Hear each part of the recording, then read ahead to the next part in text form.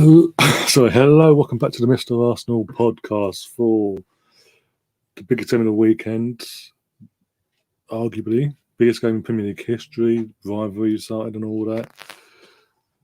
We have Manchester United at home against Liverpool, potentially, saying in quotations, if you believe the media, two title rivals going head to head against each other. This could be Oddie's last game. You never know. Obviously, I was planning to do the West Ham game earlier. Things came up and I ran out of time. Didn't have time to do it. But we'll be talking about that as well during the stream when the games. There's something to talk about the game. We've obviously got West Ham, obviously DR in the chat as well already for the stream even started. Obviously, he's a very happy Hammer.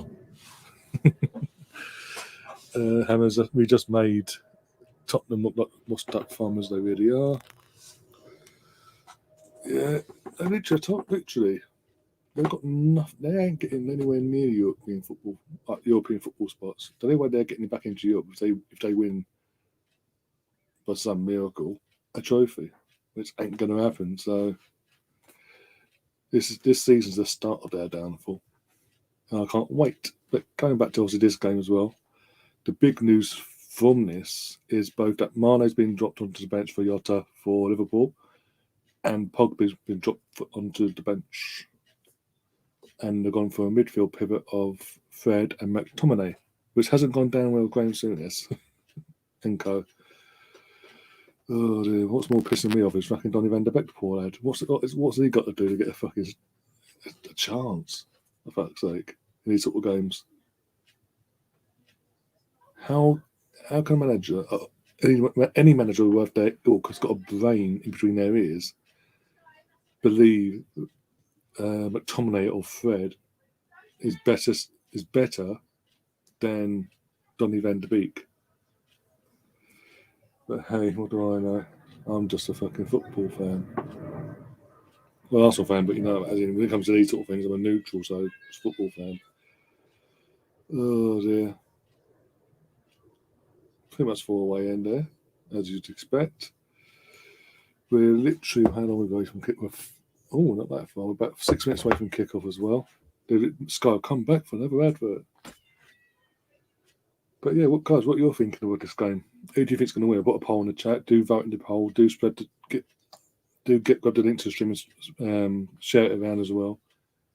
I will be checking in on that before kickoff and join the game as well before any goals go in. See where that stands. Where people's mindsets are at. I personally think this is Liverpool all day long, in my opinion. I think they win this comfortably. I think Liverpool win this comfortably in terms of scoreline by 2 clear goals. Because let's be honest, Ronaldo. He's one of the greatest players in the modern era and all that. But since he's come back, he just turns up at the right moment, and sometimes that's not good enough as well.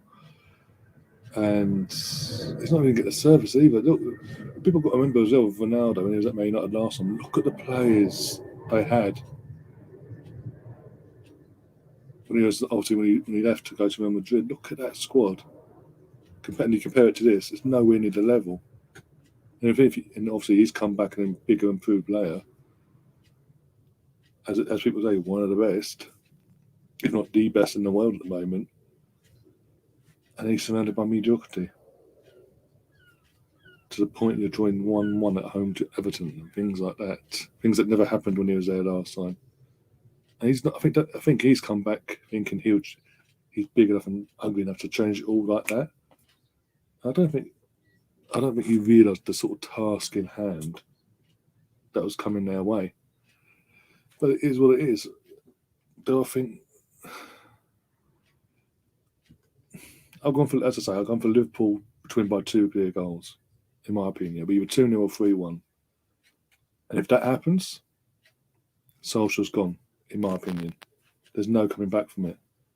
Because when brother was just chatting before I went live, and he was basically saying when Mourinho got sacked, certain results and certain games are very similar to what's going on now. And obviously, even though it's at Anfield and when Mourinho got sacked, it was Liverpool versus Man United, not the other way around, that we're seeing today. It was the game that got him the boot, basically, literally 3 clear goals, 3-1, sorry, and that was it. The performance was enough. Yeah. You could tell there was no fight from the team, and the owners panicked and went, "Okay, boom, off you go." And the players are coming out on my screen. Liverpool are coming out first, and I think what kit they wear today? I can see their shorts. They're wearing the white shirt. It's not white, is it? It's like a dirty white, isn't it? A dirty white shirt with a bit of colour on the collar and all that. I thought they were fucking Mr. Sheen fucking kit, as Scott likes to refer to it to. Big up Scott, obviously. I don't know if he's doing this stream today or not. Big up Steve in the chat as well. How you doing, my friend? 2-0 Liverpool, you're going. Cool. Don't forget, if you haven't already, do vote in the poll as well. I'll be checking that in a second if I can. If it lets me.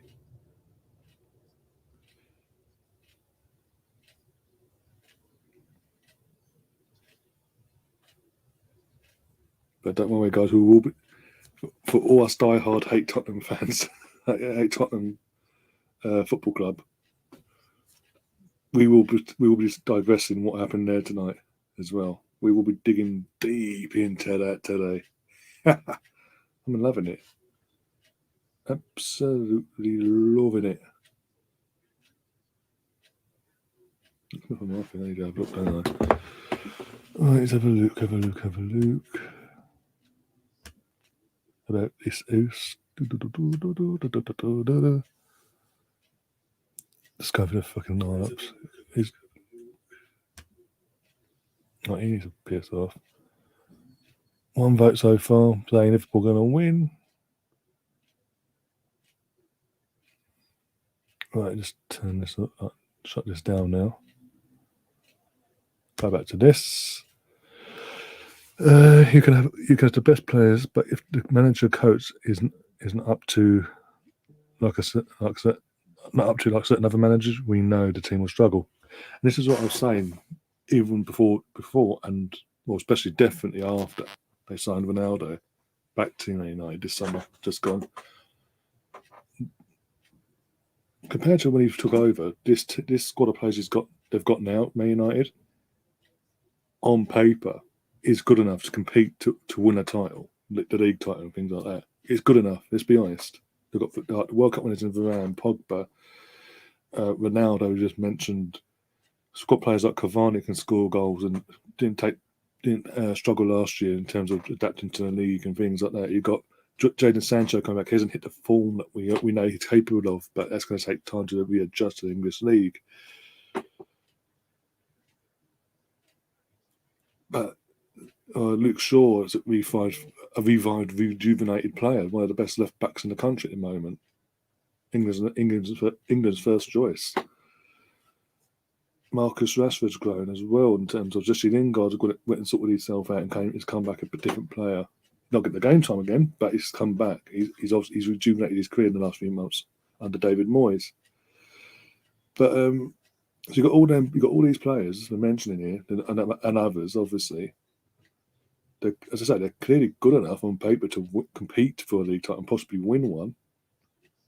But what's holding them back, the weak link in their armour, the chink in the chain, is Ole Gunnar Solskjaer. I said he's the one that's going to hold him back now. This is as far as he can getting this United team into the top 4. Is as far as he can take them. He ain't going to win any silverware, beat the league title, FA Cup, League Cup, a European trophy. He ain't going to do that.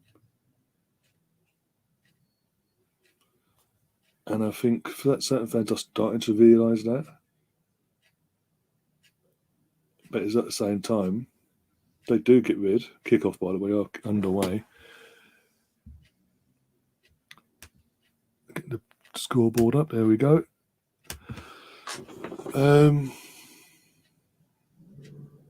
Yeah, I was going to say, the second the ball press the panic button and do bin him off, they've then got to go out their way and go and get a upgrade on the manager. There's not many out there that will come in during the season now, because certain managers of a certain ilk, the best managers, the very best managers in the world, they don't want to come in halfway through a season or partway through a season or whatever. They want to come in the summer when they can have a pre-season and have longer with their team off the pitch before the season starts and things like that, and get their own players in. So yet again, for Man United to get an upgrade on Ollie at the moment, they're going to throw money. They're going to throw money at the person, like they did with Van Gaal and Mourinho and all that. And look how that turned out when they did that. They panicked and did when they're panicking and doing things like that. And they were hiding in close season, but they panicked. That's what my point is. Threw money at the situation and hope for the best. Whereas now they've got a capable squad. But again, they should have got rid of Ollie back in the summer. Then gone and got Antonio Conte, someone of that ilk, to come in and kickstart the season. Obviously, come start the season, they'll be in a better position than what they are now. It's saying something. Can all Man United fans, the Mark Goldbridges of this world, all give it that about Arsenal or where we're in the mud, Banter Club FC, this, that, and the other. Before this game kicked off, we was a point behind them, one solitary point. They lose this, it stays that point, but as it stands, technically it's 2 points. That ain't something to be fucking raving about, basically. Going, when we're fucking right down your fucking, on your, what's name now? On your tails. Big up Steve in the chat. How you doing, friend? Last I think it's 1-0 to Real Madrid. I'll check that now on set. I shall check that now. Is that for Luke? No, hiccup, of course not. Oh, United on the attack. Fernandes, he skies it.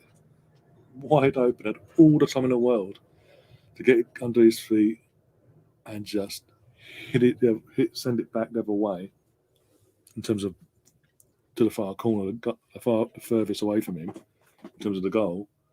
And he tries going near post and he skies it over the bar. Right.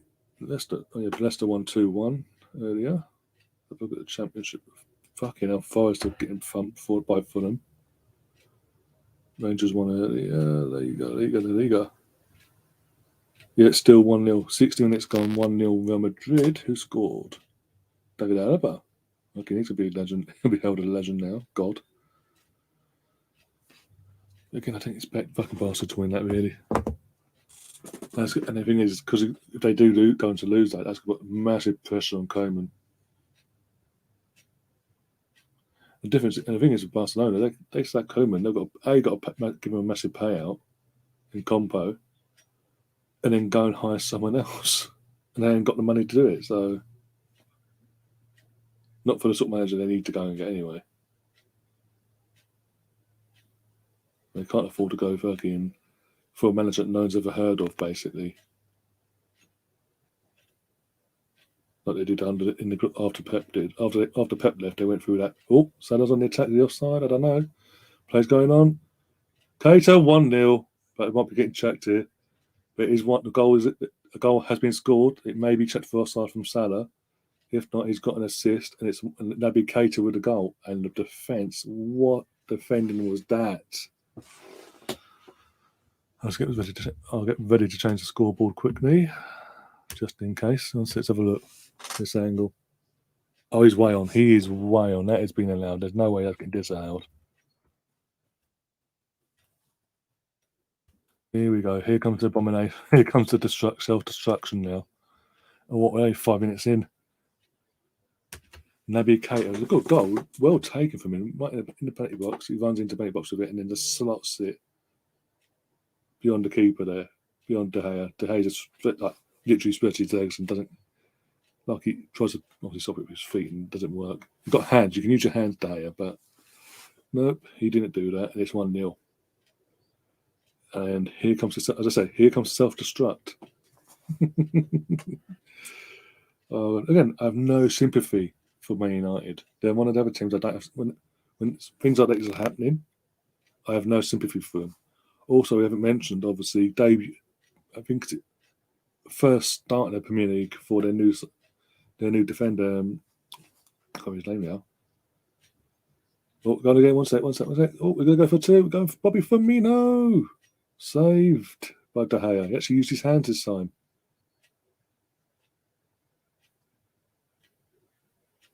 Oh, Italia's pulled it back for something. One sec. Maybe an offside or something. The build up. Boom, there. Oh, the ref got in the way. That's why he stops it. Oh, okay. When Maguire went to clear it, he basically hit off him. The ref was in the way and it hit off him. Cheddar's popped up. Big up, Cheddar's, my friend. Just need John to join us in the chat, and we've got the full fucking Scouse Brigade of the channel, basically. Oh dear, but you're very happy, very, very, very happy. You showed by Man United fans by any chance, by the way? Smile, Roddy. You better be sacked. You're going to have a nice little payout from this. All jokes aside, it's going to be interesting to see how the United players react now from that early setback. They need to get them. They do need to get their foot on the ball and dictate the tempo. Stop being. They've been very sloppy.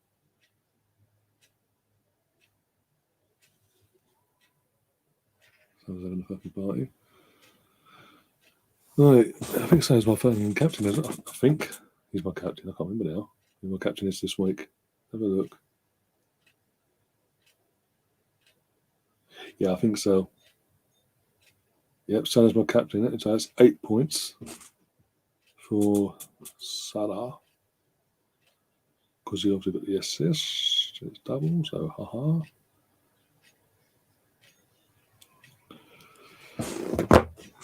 Oh, Salah's gone on the same sort of Salah. Go on, Salah, go on. Go on, pass it. Pass it. Draws a foul, but it's not a foul apparently. Play on. Now Ronaldo's got the ball at the other end, doing what he usually does, hogs the ball and shits to bed because no one's supporting him. Claims for a foul, wasn't a foul, we move on. He's got to be offside there. Come on. Salah's, if not, this is just ridiculous defending from Man United otherwise. Very, very close. Oh my God. Oh my God. Our captain Foden. Well, you've got good points. You've done well there as well then. Again, good stand-up performances. So there's lots of your captain Foden, the Salahs, and so far Salah anyway.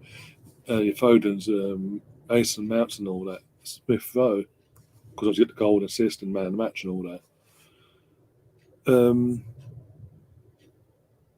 You're gonna be fucking singing all the way to the bank, basically. Effectively.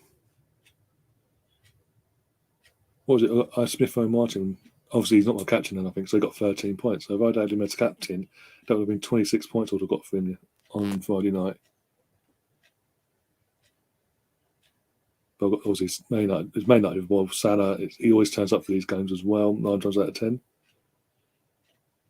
But once in a blue moon, obviously, it doesn't happen. What? Seriously, I know it's what we need 5 minutes since it's nearly 5 minutes since the first goal's gone in, guys. And there's no response from United. To say that now, there's a shot. That was wide. That was Rashford as well. Playing out of position by the looks of it. But yeah, he got the boys as well. Fuck. He was basically one of them. There's one of them shots where he got the boys and thought, oh, for fuck's sake. No one's getting open, so fuck him having a shot. Well, it just dragged wide, actually, seeing it from that angle. The camera angle from above the goal. He had it covered, I think. I think Ederson had it covered.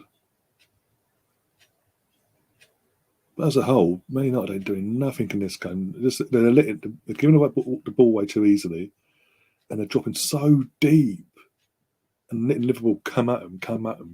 They can't cope.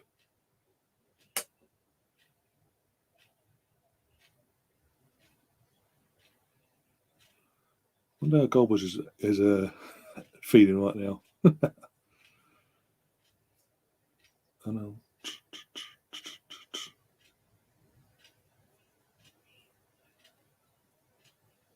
I mean, look how high up. There's more cutting the ball with. Look how high up their centre backs are to the halfway line. Ridiculous. There's no pressure put. There's literally there's no pressure being put on them whatsoever.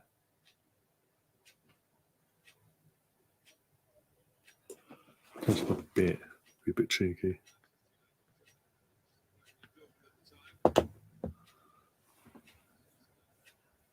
See how we're doing on the old. Yeah.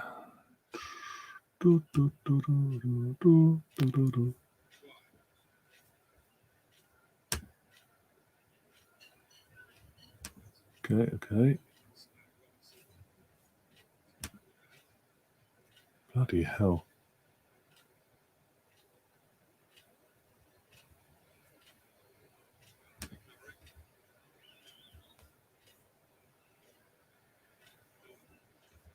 I'm live, ain't I? I haven't lost a plot. So I'm in the I'm another tab in the studio saying I'm not live. As in, upcoming. Now it's saying I'm live. Oh, there we go. Now I sorted it. Okay, it takes its fucking time. Okay, 36 points. Yeah, what was it? Was it yesterday? He got 2 goals. I think he got man of the match as well, didn't he? Because one of the goals literally hit off him. He was just dead. He just hit off his leg and went in.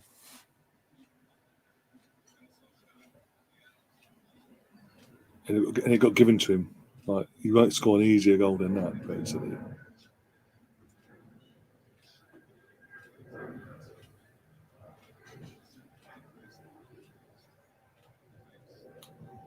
Oh, here we go again. Oh, got Cater. Is he going to pass it? Yeah, he's passed it. It's Trent. 2-0.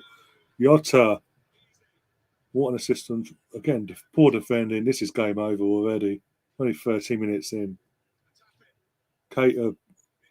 That was too easy for Cater to get the ball up to Trent. Trent flies in, pulls it back across the.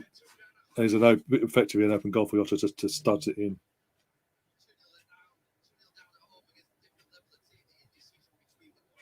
I mean, look at Maguire and Shaw there. Jesus, what is this? There's a completely switched them off, and look. It's just too easy.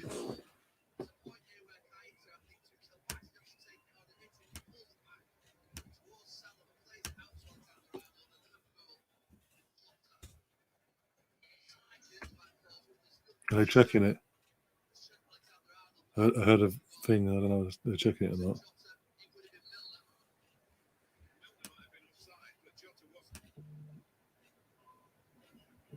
This is going to get ugly, says Steve. Yeah.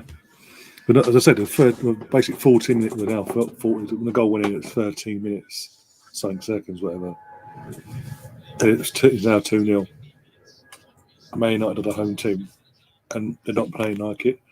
They're not getting on the ball. When they do have the ball, they're giving it away. They almost give it away there. It's a sloppy. Again, Maguire, what's he doing? There's no one around him. You can see there's no one around him. Just get the shot on the ball, turn yourself around, and hoof it up the pitch. There's just nothing from this team so far. This is why Solskjaer, with his pivot, he should have gone Pogba and Van der Beek, in my opinion. Got some creativity, some still, but creativity in that midfield.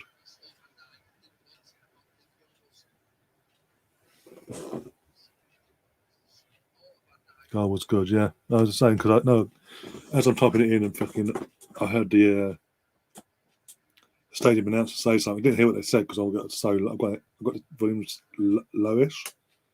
I weren't sure that they're checking it or not. I don't need to anyway. Maguire or Gabriel all day long. Gabriel is heading. Gabriel is again not being biased and being honest. Gabriel at this moment in time is above and beyond better than Maguire for for clubs, for respective clubs. Head and shoulders ahead of him. How Maguire gets an international team, I don't know. He's Man United's captain. There you go, there's a free pass. Fuck off. At the basic fucking form. United got a corner though. Don't know how they got it because they didn't do fuck all. Sure, the corner is. See what he does with this. Ball in. And there's no one fucking there. Oh, got Tomine, and it's over.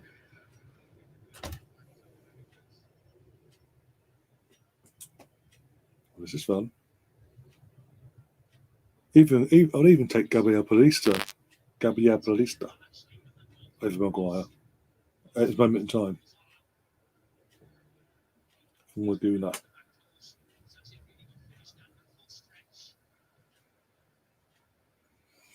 This is too easy though. They're not Liverpool not even getting out of second gear. Sorry, let alone third gear.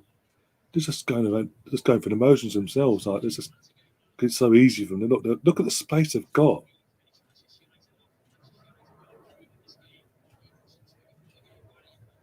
Literally, no one is no United player is getting close to the Liverpool player and putting any pressure on them to make any mistakes to get the ball back. Defensive ranks this season in the Premier League this season so far: clean sheets. United are 18th, tackles per game, bottom, the worst of them all. Errors leading to goals, the worst out of the league. And people thought this team was going to go all the fucking way of Solskjaer for a title. I don't think so. Greenie's in the chat. Big up, Greenie. I hope you have a half really happy after their win today against away to St Mirren after a bit of a shaky start. Came back and won 2-1. I mean, look, just pinging it around the fucking box basically just for fun. And Taib's joined us. How you doing, Taib, my friend? Hope you're keeping well. I've got to check if Scott was doing this thing. If he was doing a stream or not. I think that should check. Oh, surely this ain't going to be free. There's just fucking... They're not alerts whatsoever. Edge of the box day, didn't see who it was. Literally just goes... and Keita almost basically nicks it off him and it goes... Da-da-da-da. It could have been free there. Oh, got a ball in. And that's well cleared. Fernandez. Ronaldo, I think that was. And it's way over the bar. Into about 20,000. Right, Scotty boy. Are you live? No, it doesn't look like it. No.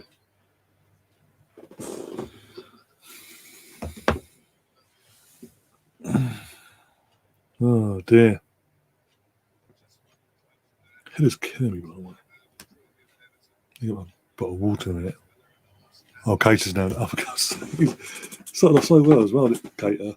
He's now down injured, sorry. Might be a little sprain up that paw, something major. But whilst been saying that, the cameras just panned into the fucking Toff stand or Old Trafford basically, and Southgate's there with his other. Well, I'm assuming his other half. Could be his daughter, or could be a bit on the side. You never know. Fucking Southgate.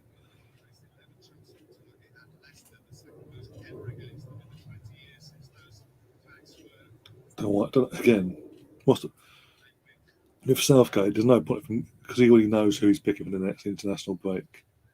So there's no real point in turning up to scout players that could potentially get in because there's no point because you've got your favourites. That's it.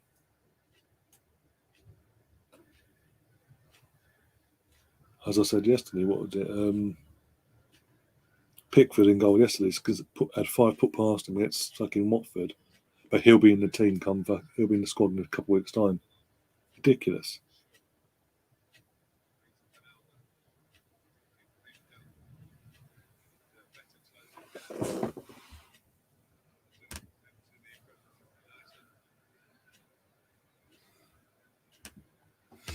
Arsenal fans moaning we paid £50 million for White. Jesus Christ, United paid £80 million for that donkey Maguire. Donkey, fridge, police fucking beater, basically.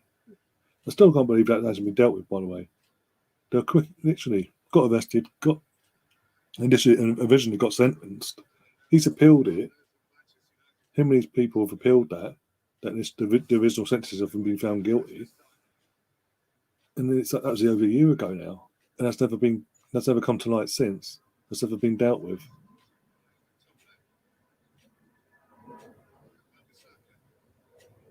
You just know Maguire and his team is just throwing money to just kick it down the road, kick it down the road, kick it down the road. It's just spot users. Like I said, how the hell is this? If the genuine reason Southgate gives at some point in his autobiography down in the years down the line, he was United's captain. I thought it'd be good for the team. You just fucking brain down. Your head given a wobble.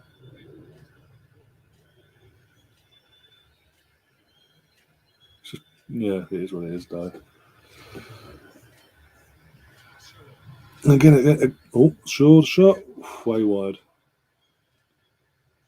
But in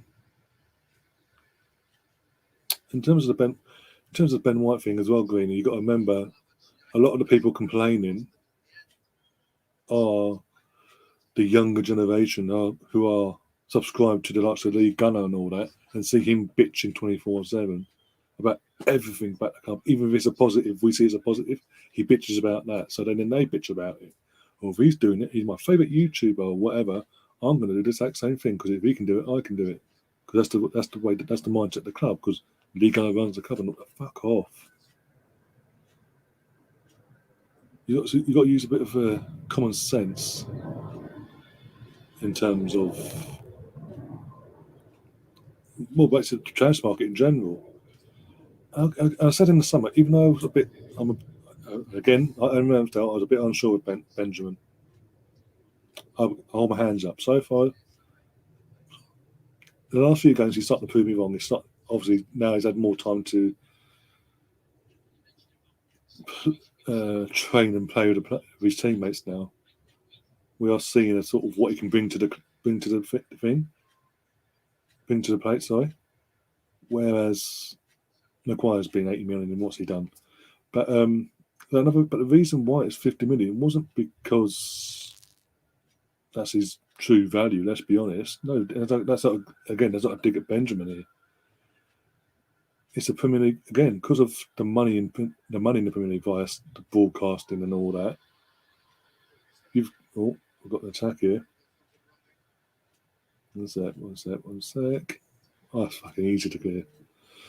Because of the money in the Premier League and all that, the teams like Brighton can demand us that can basically not just demand it, insist that we pay that fee. Otherwise, we don't get that player. Again, 15, 16 years ago, we went to a team like Brighton last for that era of a Ben White, basically, for one of their best centre backs. They would have had to bend the knee to us and go, okay, what do you want to pay? Would have gone literally lowball, and they would have had to accept it because of the way that it was. They needed the money at the time, but they don't need it now because of the Premier League and all that. The parachute payments, if you go down to the Championship Club getting promoted, if you get relegated, you get these parachute payments for X amount for the next 2-3 years. Things, and basically depending on how you use that money, depends if you come straight back up or not, things like that. And because you're getting in the Ireland Premier League, you're getting that exposure to the global game, basically worldwide. Again, you don't need the likes of Arsenal, Man United lowballing you to give you money for a certain player. Whereas back then it used to be that case. Whereas now it's just literally they demand a fee. He's English. He was in England, even though he didn't play a game for England in the Euros. He's in the squad. And he's a Premier League club like us. If they've been relegated, we again being being the Premier League, being that they've been relegated and we've gone for Ben White this summer, we wouldn't be paying 50 mil for him. We would still have people complain, oh, we signed this guy from Brighton that's got relegated. Yeah, what the fuck? I'm sorry, didn't Klopp do the same thing when Virginia Wijnaldum, when they got Newcastle got relegated, and Robertson the same summer when Hull got relegated? And look where they are. Look what he's done with them. In terms of Arsenal history and all that, George Graham. Look at the signings. Look at the clubs he had to go to. The sign of Lee Dixon, Steve Bowles, David Seaman. I'm trying to think now. Nigel Winterburn, Alan Smith. Just throwing a few out there now. I'm throwing names out there. Players he signed. Perry Groves.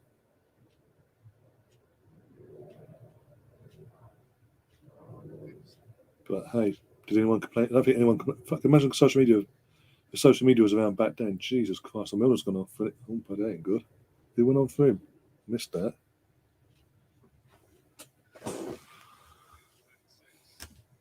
Voldemort wants Overmars to take over from Edu, as if Arsenal are going to do that as much as the fans want it to happen.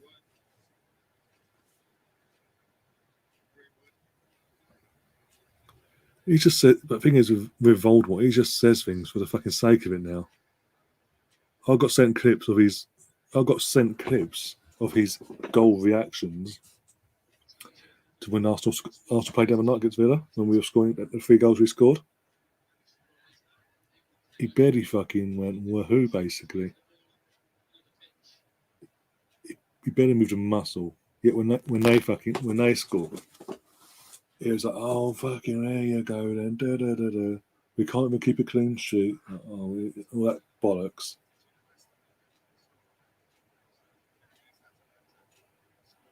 Yet here I am, fucking with myself, Melvin, Gary, and Tony on Friday. We're here celebrating every goal. And yeah, we're disappointed they got back into it, but we didn't go, oh, for fuck's sake, da da da da. We're disappointed we didn't get a clean sheet, but you know what? The game was won by them. We knew we weren't going to fucking blow it, so it wasn't the end of the world. It wasn't like it was 0-0 and they'd nicked it in the 78th minute, scored it in the 78th minute, still made it 1-0 to them. If that makes sense at all. It took them 25 minutes, but we're now in the 28th minute. But the last few minutes, United are starting to get their foot in the ball now and have a say in the game instead of letting Liverpool come at them.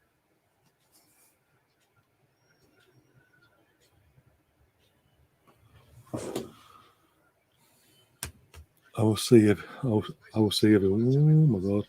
I will see everyone when Liverpool beat my team 6-0. I'll still be here, mate.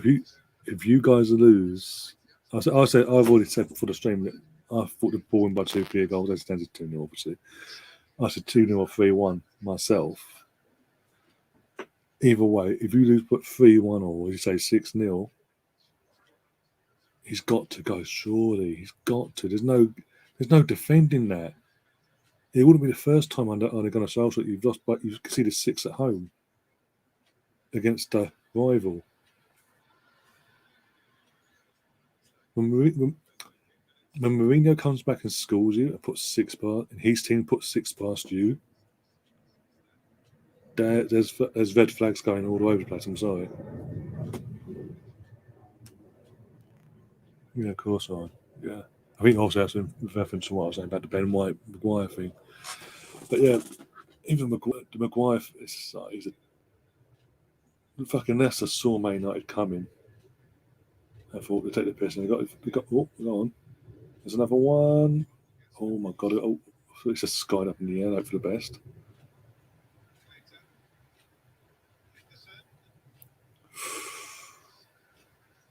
That deflection? I don't see deflection. I thought you just hit it wide of the post.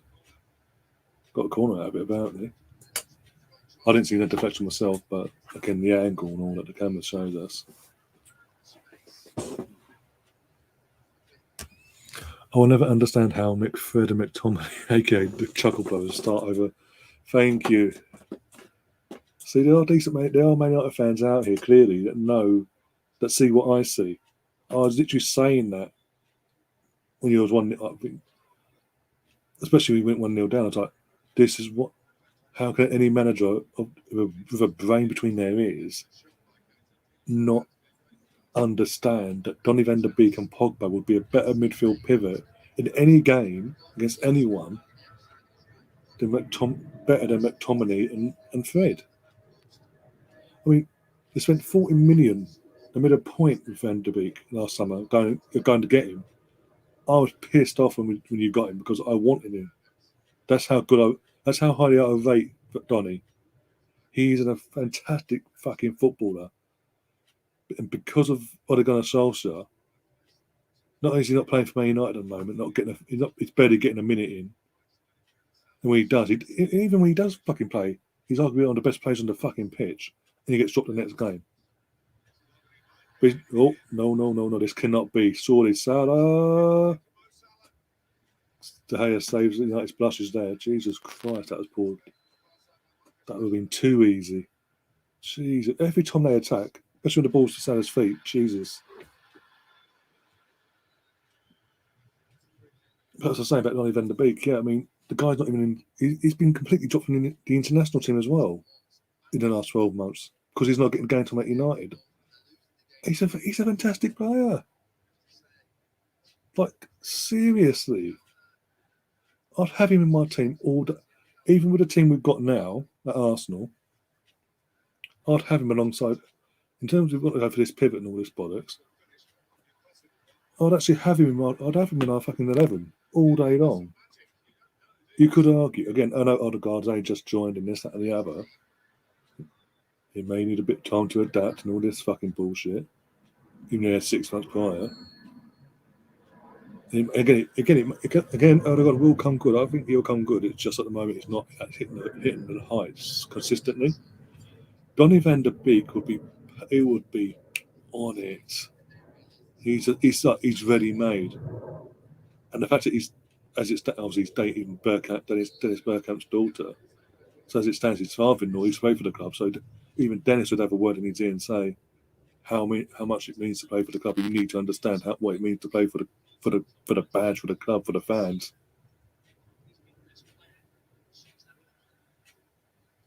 But going back to when you signed him for 18 months, maybe more, I'd been calling for Arsenal to sign him. It made sense. But hey, what do I know? And yet Man United nick him for £40 million, and he's just there rotting. Solskjaer's got him there rotting, basically.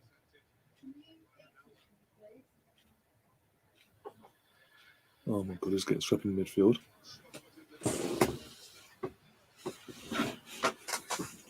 Ball in the butt. Oh, well done, Robertson.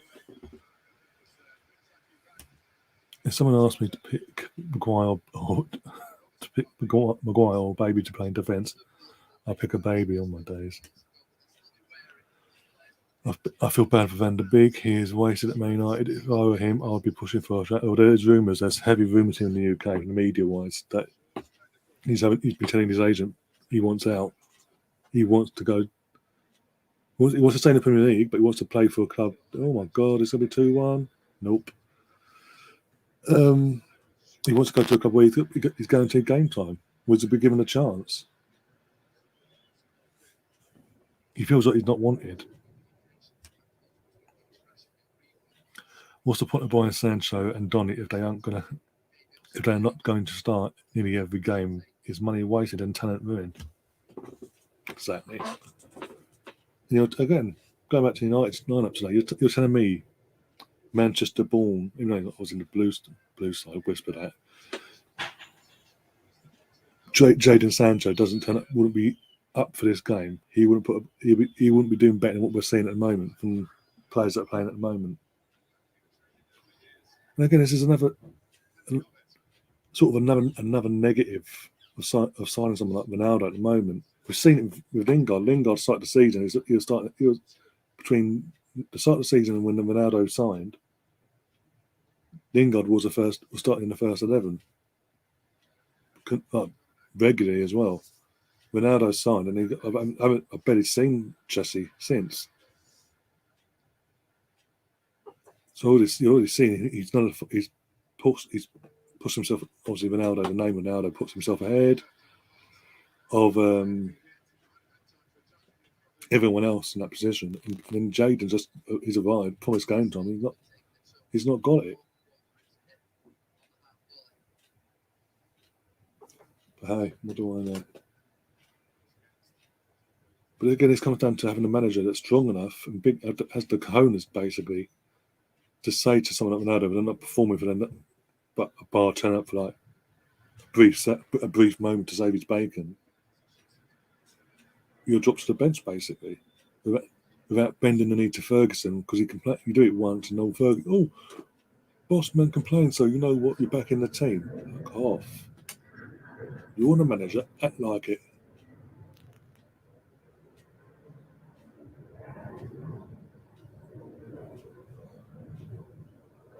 If you think Ronaldo's holding back, he's holding the team back. You drop him for a couple of games and see what happens, and see if he learns anything as well. If he backs his ideas up, if he starts performing, coming off of the bench and things like that, the way you want him to perform. Other than that, but no. See you look at Ferguson complaining about you. Oh no, Fergie complaining. Oh no. Okay, Ronaldo, you're back in the team, no problem. Oh my god. I'm watching it, I'm literally just seeing. Oh my god. Oh no, that can't be. I was gonna say that can't be it.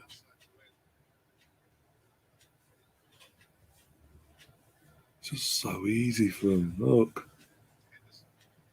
After literally about 10 minutes spell, here we go.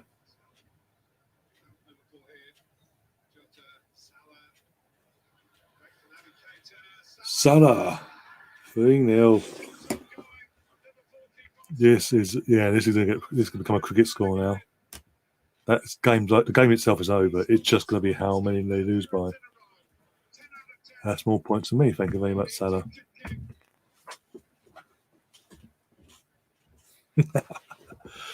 Oh god, we're just having a meltdown. But look at again. About 10 minutes ago, I was praising Man United get themselves into the game, dictating the tempo, getting a foothold. They've dropped off again, and what they've done, they've reverted back to how the game started, letting Liverpool have the ball in space, no pressure, not running the ball down. And look at that defending. It's too easy.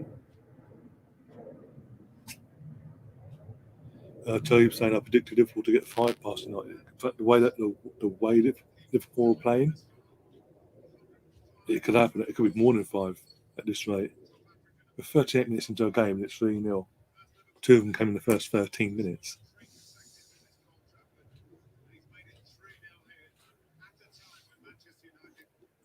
It's literally the contest itself is over. It's just a matter of how many more Liverpool want to score to really rub salt in the wound.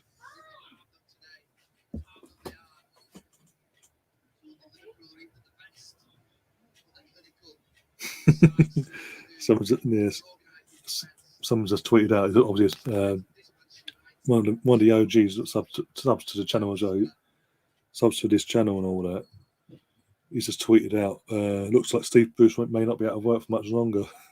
Hashtag Man United Liverpool.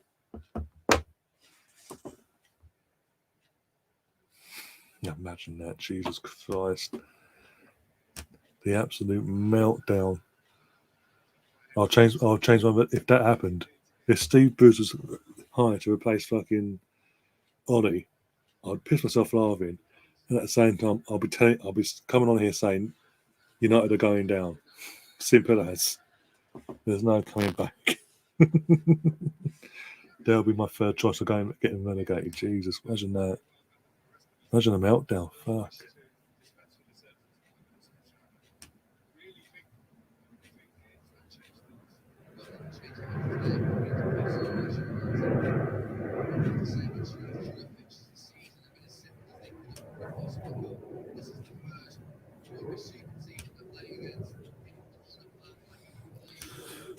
Nice deflection by Maguire to the Liverpool player in the open to sap the goal. Yeah, in open play. Yeah. That's what I'm saying. They've literally every goal has been avoidable, but it's just been piss poor defending. And even not just the defending, the general play from the team itself. Apart from a brief spell we mentioned a minute ago, it's been all Liverpool. I mean, look at them out of space. Look, there's just you wouldn't think this is the way Man United players are playing. You wouldn't think this is an actual derby because they're not running. They're not literally running themselves into the ground to get the ball back in. When they have the ball, running themselves into the ground to get the ball into the net and get themselves back in the game. They had a home team in a derby, one of the biggest derbies in the, not just in the Premier League, but in the world, and how it's regarded. And they're just getting torn a new one.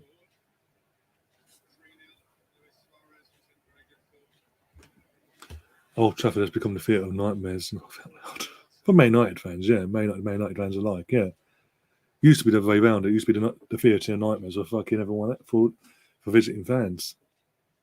That growing up, it's fucking the roles are reversed. It's the theatre of dreams for anyone that goes there. You're guaranteed fucking to have a chance of getting points out of this. Now, if he's in the chat, oh, he's not going to be happy. He said, I said 5-0 Liverpool yesterday. To be fair, you did say that, yeah. I didn't think maybe this. I honestly didn't think it would be this bad. But the game's already dead, and not even half time, and the contest is over. I thought it'd be like 1-0 go to half time, in the second half it'd just be a complete avalanche.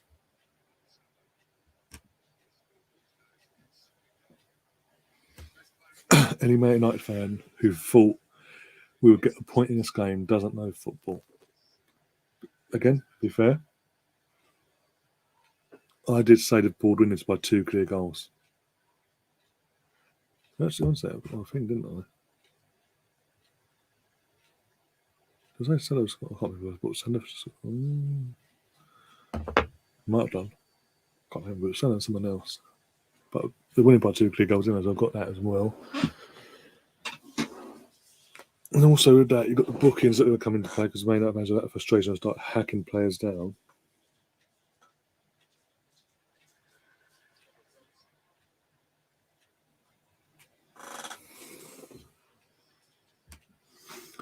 I've bet £100 on 5-0 Liverpool. 175. Oh, fuck you know, that comes in. Well, that's off to you.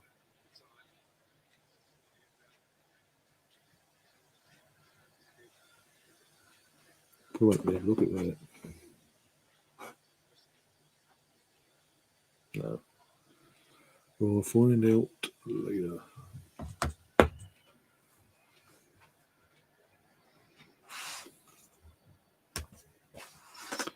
Even when Man U are in possession in Liverpool's end, it's all long shots and going wide or over the net, yeah.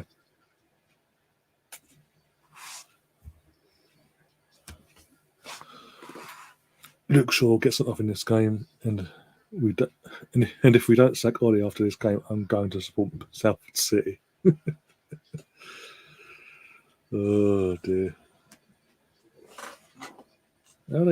How Salford doing in League? Was it League 2 then, aren't they?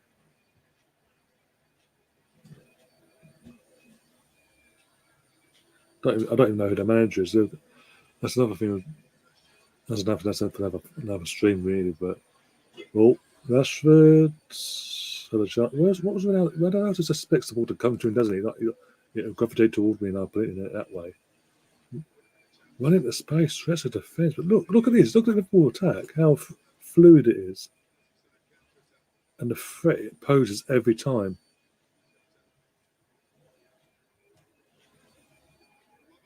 Oh my god, that was almost set up for a fourth there. Oh, Mark Green saying, "Here we go." What is it? 4-0 or 3-1?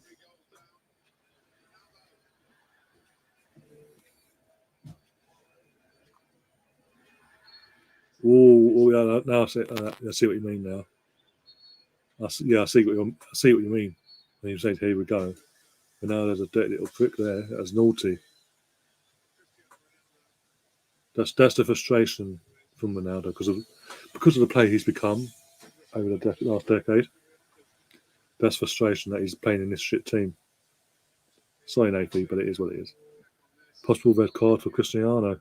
He kicks out. He literally kicks out, and I think not only that, he tries to stamp on what's name's. Tries to stamp on the.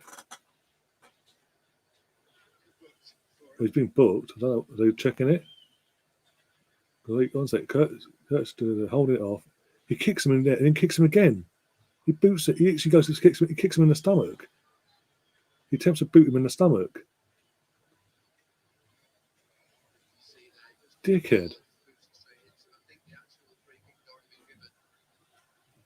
I don't care if the free kick's been given. That's reckless. That's bad. That's still discipline. Bottled it. Have they bottled it? Are they checking it? I don't know. Oh, no, they're not checking it. It's going.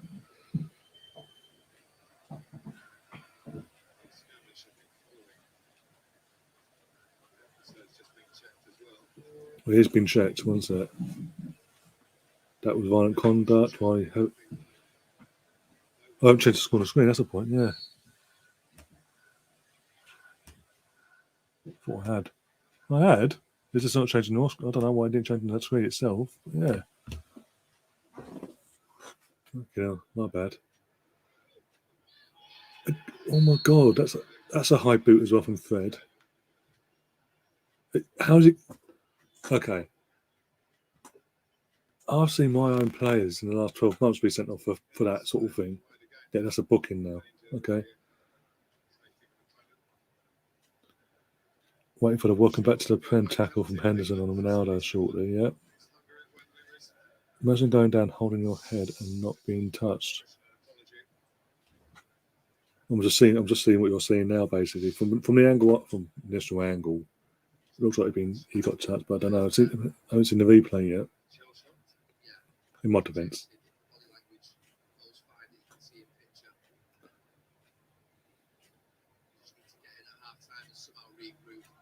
Face of thunder from Ole Gunnar Solskjaer. He just seems too nice as well. He doesn't really have that authority like a Fergie would back in the day. And nowadays, the Allegris, the Zidanes, and the Contes of this world. I didn't get touched, so okay. I haven't seen the replay myself, but okay.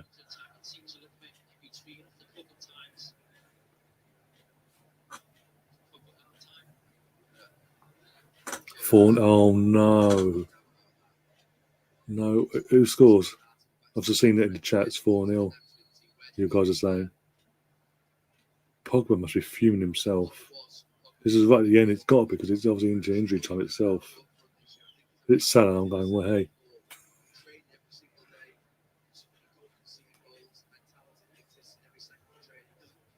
Oh, pass it to. Oh my god. Good thing I got him as captain, eh? Again, he's just there. He's just there, open space. There's no one there marking him. This is gonna. This could be 8. This could be more than 5, Nath. Trust me, this could be more than 5.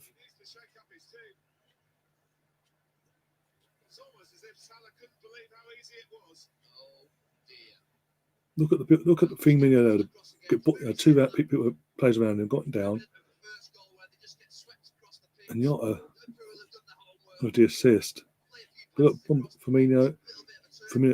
Forster Robson gets the ball out to a Jota, and Salah's just there. He just hits it first time at De Gea's near post. Literally bends it into his near post and 4-0. This is good. I think we actually are going to. This is the end of Solskjaer, I think. The boos. Oh my god. Listen to the noise. The majority inside Old Trafford.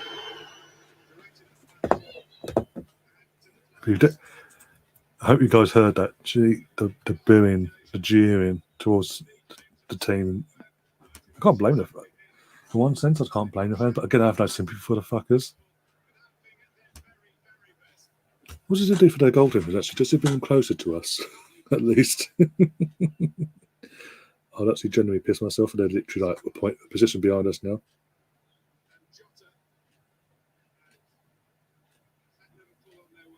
Jota. 10 for their goal difference is 2 now. They're close. Basically, put it this way: if we win our next game next week against Leicester, and we're both level on points, by the way, both level on points, Arsenal and Leicester. No, even Man United, we're level on points. So literally, the way things are going, United could be literally behind us by the end of the game. We could be back into ninth, put it that way. So I'm trying to think now. One sec. We got a -3, 2. So if we concede 5 more, we'll be above you on an alphabetical order. If you concede 6, God, imagine that. Jesus Christ, 6 more, we're above you on goal difference. Jesus, the meltdown. Big up Mark Wilson in the chat as well. How you doing, my friend? Nate's saying he's sacked off. He's got to be. Surely, there's no way he can get around this now. But the thing is, obviously, Nafi and you got Eagle in the chat as well.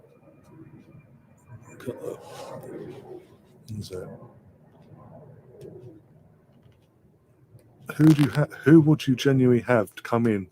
Who do you believe you can? Not just who do you want to come in? Who do you believe the Glazers will actually go and hire?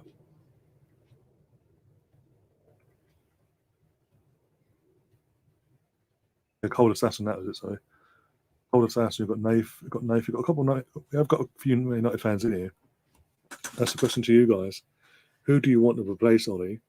But who do you think the Glazer family will go out and get to replace him?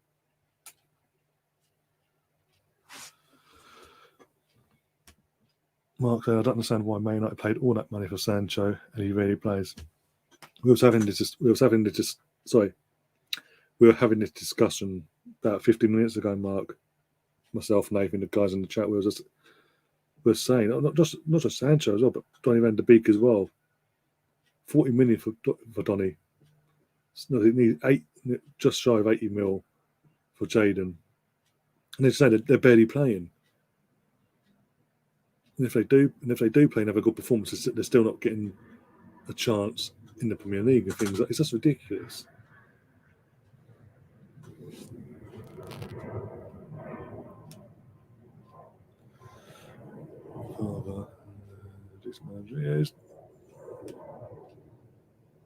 Mark Wilson saying Conte is available as well, but would he want to come in for us halfway through? Well, not even nearly halfway through the season. Nick, big up Nick, says, we want 8. We want 8. Okay, now. Well, we're halfway there anyway. I was saying before that if Liverpool score another 6 goals in the second half, doesn't seem unlikely either way it's been going this first half. If another 6 go in, Arsenal go above United in the table on goal difference. Imagine the meltdown, fucking hell. We can't wait to see them have a little bitch fit.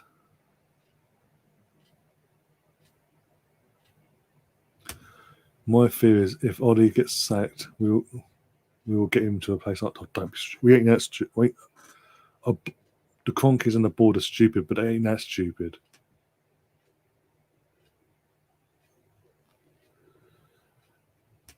Conte actually would make some sense. Would make all the sense in the world because he's a world-class manager. Look what he did at Inter Milan. Obviously, what he did with Chelsea, and even had a bad start, he turned it around just like that and won the title that season.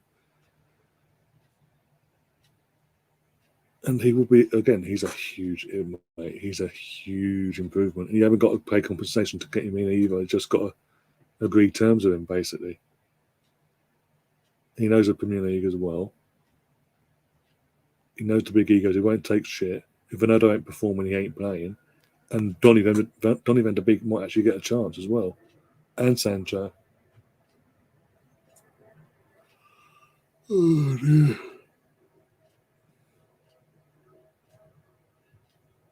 But all 4 goals so far that have been scored from Liverpool. Look at what they're saying them now. It's just easy to score.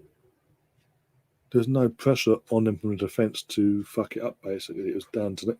It was put on. It was basically in their shoes. Basically, pardon any pun there, for them to score or not. There's just Kate. The first goal, Salah's in acres of space. In between him and Kate is Luke Shaw, and Luke Shaw's just ball watching.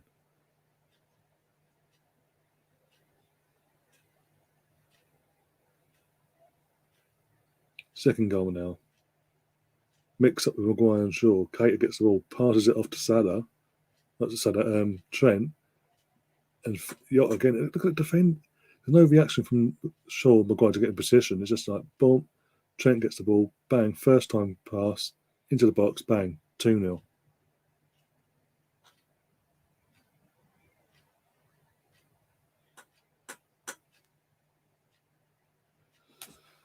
Oh, dear.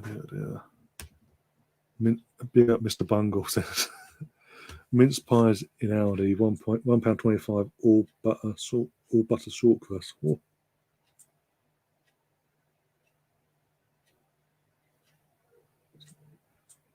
Bit early for mince pies this time. We're not even November yet. We're not far from November, but we're not even in November yet, are we? I love mince pies now. To be honest, at Christmas, in the festive period, I mean.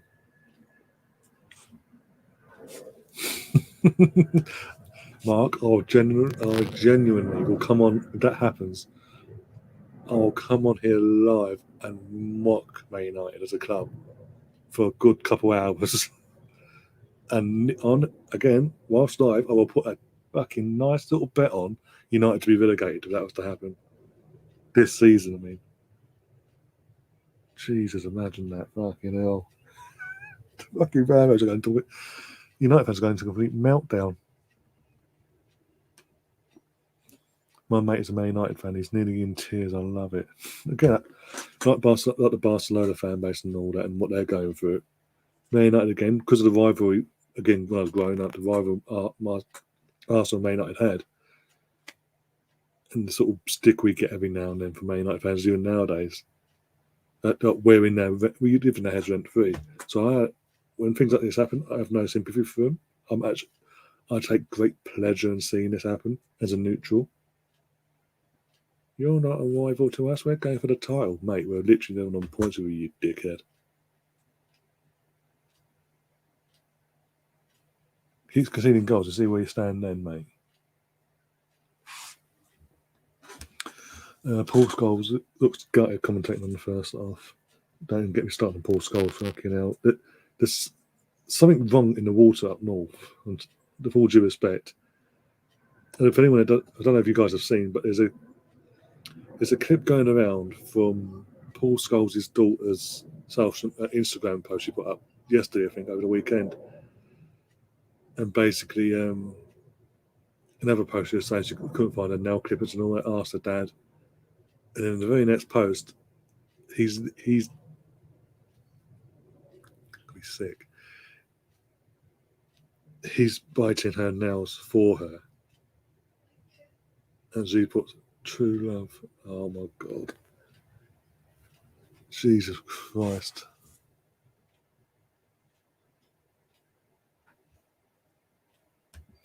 So I'm saying might might as well ask Mark Hughes to take over. He ain't doing nothing right now, out loud. Yeah, and Green comes along and says True Blood Dream Team. Fucking imagine that, Jesus. Remember, there was a time actually that the likes of Steve Bruce and Mark Hughes were heavily touted to take over from Ferguson, like heavy favourites.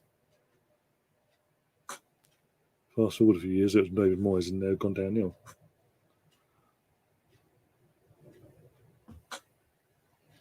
I mean, if Ole Gunnar Solskjaer can get a chance at Man United, anyone can, let's be honest.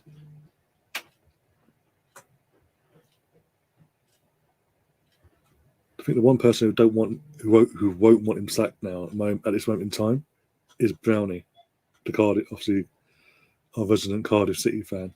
Obviously, they just sacked their manager yesterday as Mick McCarthy's been sacked. Within half hour of full time whistle going, he got sacked. So they're looking for a manager. Solskjaer, what he's done. Vincent Tan could be persuaded, maybe. Jesus Christ, Brownie will literally have a complete meltdown if Solskjaer came back.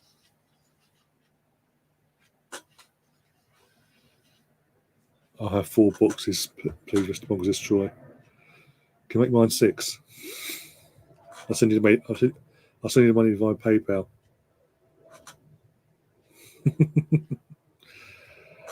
Oh dear.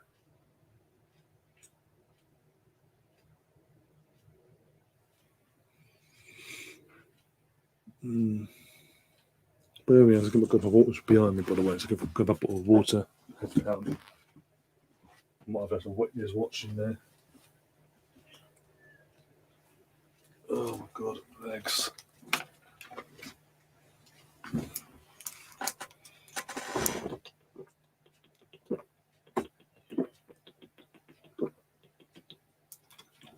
Oh dear.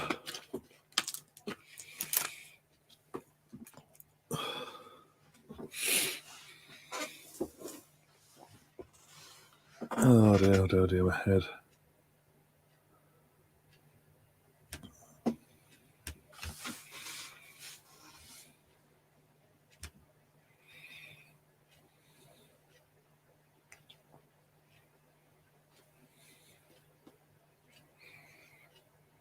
So I'm just checking on the studio side of things, by the way.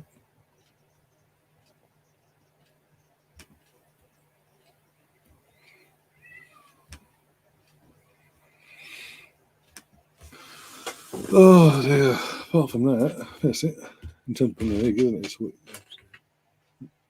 Yeah, I think this is the last game, isn't it? Premier League, so that's cool. When's the women's team back? Obviously, big up to Beth Mead, by the way. International hat trick yesterday for England. Came on within 15 minutes, got a hat trick, scored back. Technically, his hat trick started and ended within 12 minutes at Wembley against Northern Ireland. So big up to Beth Mead. Ruben Moy, Leah Williamson, obviously currently the captain of England, currently in the operative word. Arsenal plays on Tuesday, Wednesday, Thursday. Friday. And Saturday got a nice early kick-off, nice early stream on Saturday morning after English. Change it, 12:30 kick-off there. And then there, Arsenal v Brighton. I think it's FA Cup, isn't it? Yeah, FA Cup this weekend. Semi-final for women next weekend. So that's good. Good. It's good. His fans are leaving already. Sorry, literally, they're not even outside the UK. The broadcasting system over broadcasting channel here, Sky Sports Premier League, whatever. I've got people out, obviously helicopters going around there. The helicopters going around with the cameras, and it's like there's a good chunk of fans already been leaving at half time. Fucking hell.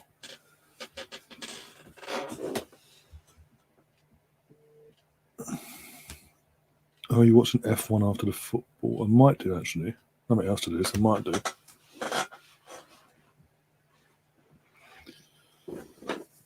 Oh, seriously, 4-0 down to Aping Pogba on. Okay.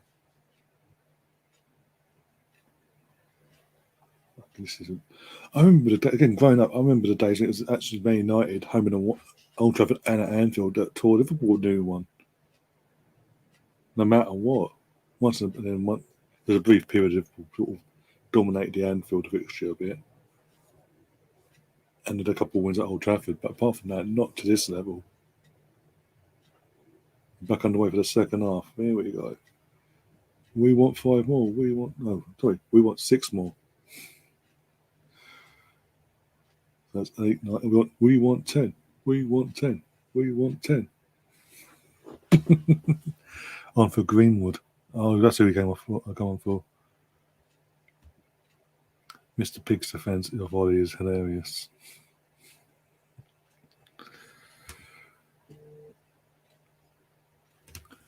Voldemort. Toby saying sorry. Ryan Voldemort should be wearing your hoodie. Couldn't afford this motherfucker. Believe it or not, it's actually expensive. Literally. Liverpool got a free kick as well, fucking hell. Very, very, very rare. This particular. I know it's saying obviously with that on there, but yeah. He's too poor.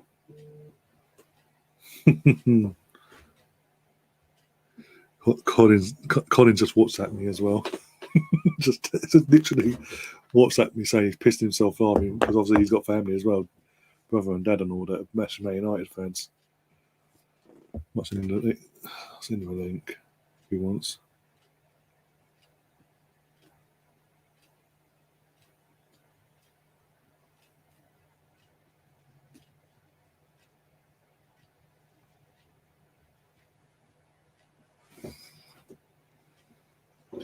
Oh, and volume back up a bit. There we go. Fucking Neville, you can hear the pain in his voice. Oh.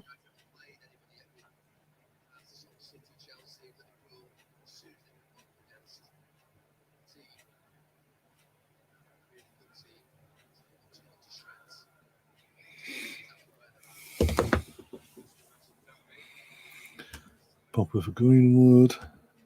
The yellow card may not have. I think there will be a red card in the second half. How many?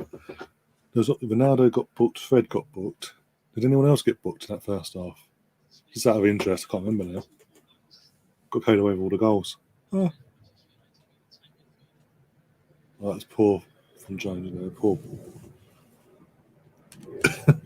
United get battered everywhere they go. We sort of need to work on that song now. Tottenham United get battered everywhere they go. Tottenham United get battered everywhere they go. You've got to work. There's work to be done on that. But seriously, honestly, all jokes aside, for a second here, I'll be surprised if Solskjaer hasn't been sacked within hours tonight. If he's not sacked tonight, I'll be surprised. I think they lost 6-1 last year, didn't get sacked, so I don't know.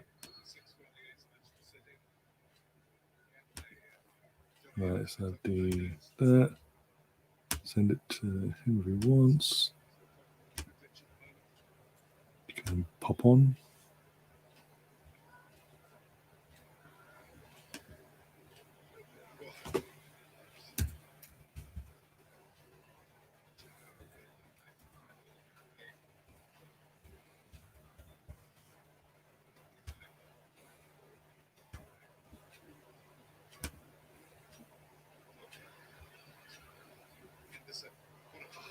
Oh, go on. For the hat trick.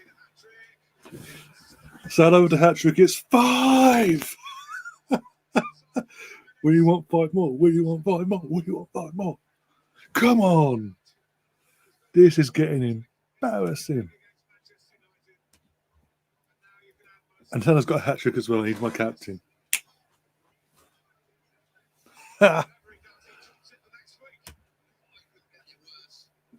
Fernandes has been booked as well. That's 3 bookings so far. Fucking hell.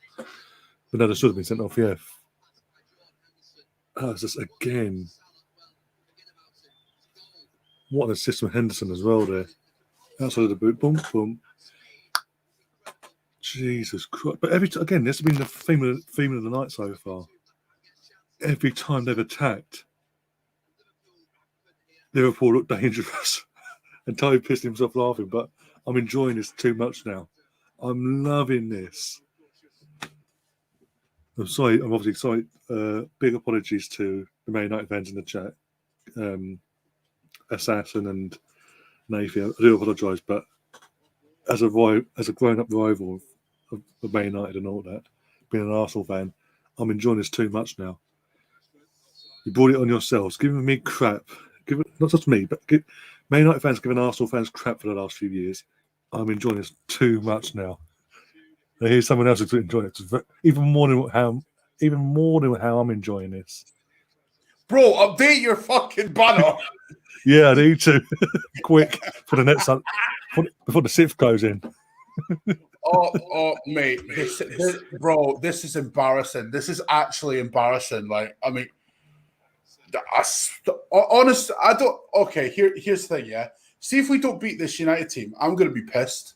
That's if Solskjaer's still in charge by then. If he's still in charge, I'm gonna be pissed, right? Because if he's still there, yeah, and we don't beat them, I am going to be fuming, bruv. Fuming. Like, oh, Ronaldo could be in here. Oh, Ronaldo. And it's 5-1. They've scored one. Ronaldo. Yay! They've got the consolation. The comeback's on. No, it's not. Shut up. It's not on at all. No, don't even. The one player who's done anything. Like, oh, mate. Yeah, it's a good ball by Maguire. Were you on 11? 11-1. Good fucking game, though. Good fucking game. Fantastic. Oh, it might be offside. It might be offside. Oh, he is. I've seen the angle here. He's off. He looks it. Offside. No, I'm dying. Well, what did he do to celebrate? I'm dying, man. Oh, my God. He's offside. Oh, no. Back to 5-0.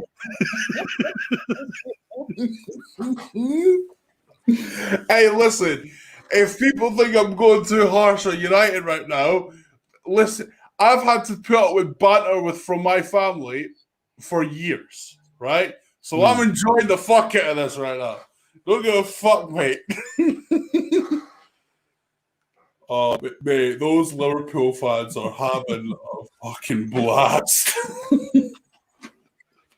I was saying at half time that when they went to adverts, they're showing us to go to adverts outside of Old Trafford. Fans were already leaving. I was like, okay, cool. That says it all. Paid top dollar, and at half time I'm thinking, fuck this, I can't do this anymore. I'm out. Down the pub I go. Oh, Liverpool in again. Oh, that's a pen.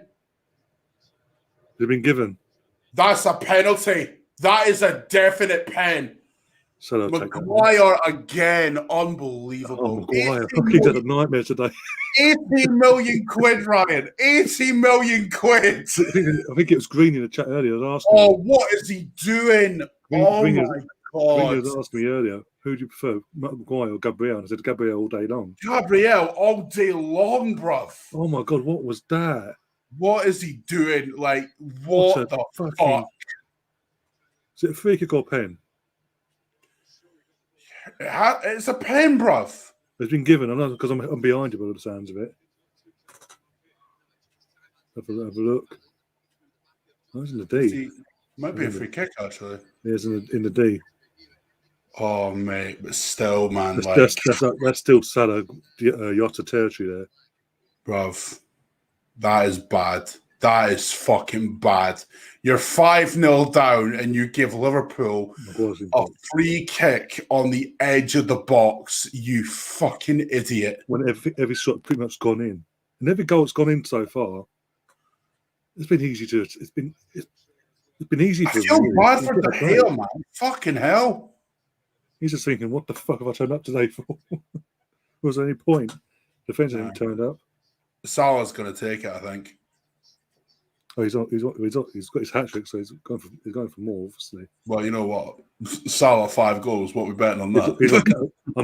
That's even made me happy. He's my captain this week as well on FPL. So I'm making up the points as we speak. All right, Salah. Oh, deflected off the wall. Oh, but they're in again now. And wide. Just find to play him in space and have a shot and it goes in. This is fucking embarrassing, mate. This is actually embarrassing. Like, I was saying before, Man United lost last year against Tottenham, didn't they? 6-1. He wasn't sacked down. no, mate. Don't compare it to that game, right? Because this is worse. I know this is a derby. This is a derby. I know, but I'm just saying. No. It's not just because it's a derby, mate. Right? The reason it's worse is because they got carved open in 5 minutes, right? And then they got carved open again not long after that, twice. There's been no reaction. Again, there's been no reaction from them. At least with Tottenham, they went 1-0 up to start with, and Harry Maguire decided to be a dickhead, just like he's been in this game. But I don't see how Ollie survives this, mate. I don't there's no way he survives this. Like, you think anyway? As I was saying earlier, I'll be surprised if he's not sacked tonight. Yeah, I'll be surprised.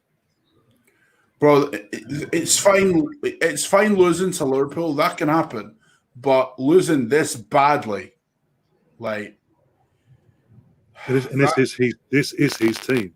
He's been here long enough now, longer than Yeah. Do you know what, mate? This is Chelsea 6-0 at Stamford Bridge bad. Yeah. He's been on Cavani, for fuck's sake. Why is he bringing on Cavani when he's 5-0 down, mate? Seriously, if I'm Ollie, I'm bringing on Matic. Oh, for fuck's sake. I'm bringing on Matic, bruv. I'm not even lying. Like, keep it down as much as you can.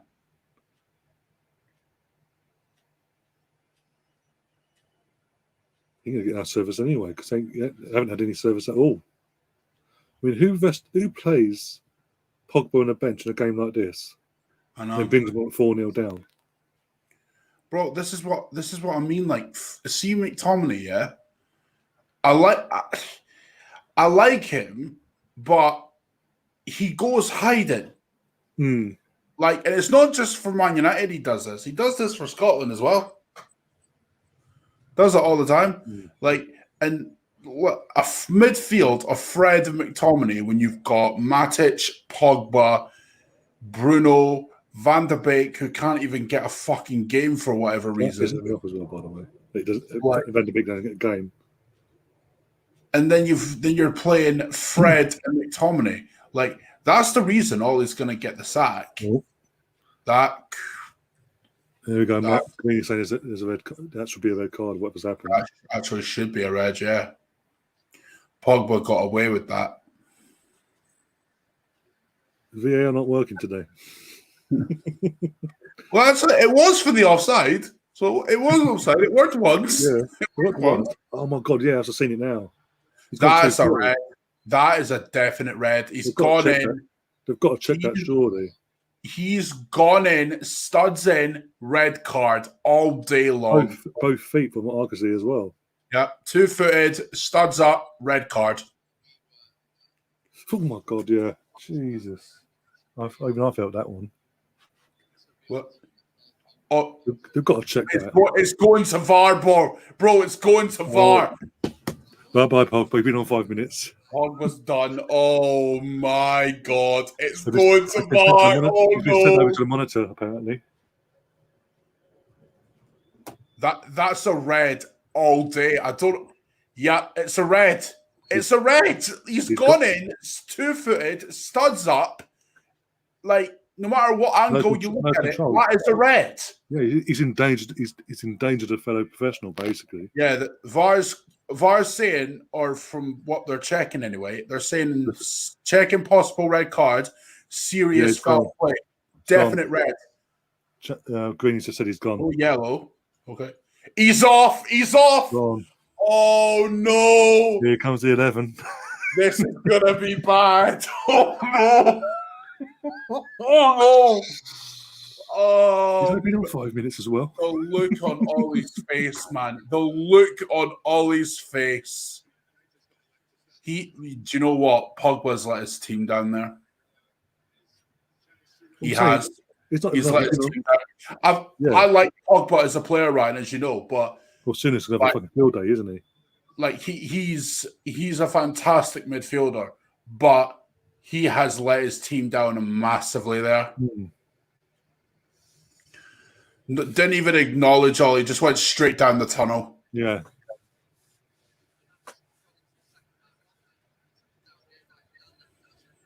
Now, the thing is, now Souness we know Graham Souness doesn't like Pogba. Pogba in 5 minutes, and Souness is going to go in on him. Rightly so, because as you said, he's at the team. To be fair though, like everything that all right, maybe Souness has gone in a bit too harsh on him at times, but more of them are leaving. There's more leaving. Yeah, they've injured. That tackle's done serious damage. Yeah, they've got a stretcher out and everything. So, okay, he's bringing on Solskjaer's bringing on Cavani and Dallas looked at it. How peak would it be if Oxlade-Chamberlain got a goal? Oh my god! Off 3. It would be peak if Ox scored. Actually, if there's any justice whatsoever, right? Ox will score a brace here. Like if there's any justice whatsoever. No, it comes Ox, yeah. Yeah, Bruno's coming off. He's had a fucking stinker, Bruno. Only touched the ball. Not Mike Dean.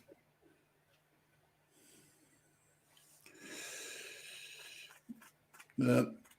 We've been going 1-0 down all the way throughout this game so far. There's been no reaction from the Man United, from the players. There's like a 5-minute spell, you could say, but apart from that, nothing. That's gone off as well. That's a bad shout. I think it's Keita that's gone off injured. But do you know what? Like, Pogba can have zero complaints. In fact, United can have zero complaints in general. They've been played off the park. It's been embarrassing.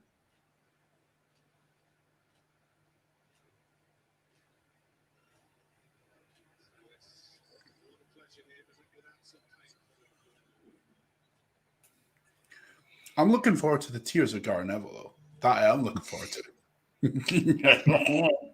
Especially Jamie Carragher's probably there as well. Oh, mate, bruv, did you see the clip, right, on was it Sky Sports Twitter feed, right, where they were giving Neville, where they were constantly interrupting Neville and giving him all sorts of banter? It's going to be next level after this, bro. I'm telling you now.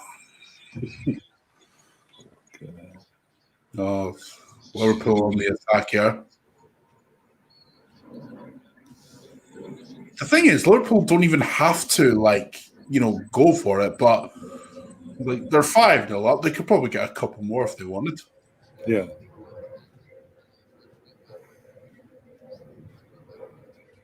I kind of want 8 goals, I'm not going to lie. Yeah, quite a few people saying on Twitter saying the same thing there. Fancy a little 8-0 with sort of CLA field having 8 put past and not Old Trafford. Hands up in the chat if you're going to watch the Football Terrace tonight. Sorry, Terry, but I am. Oh, man. You follow me, by the way. Do you know that? What? The one that runs Football Terrace, Terry. Yeah. A couple of weeks ago, I started following him on Twitter.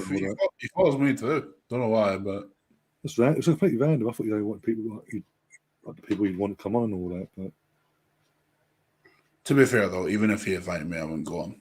No.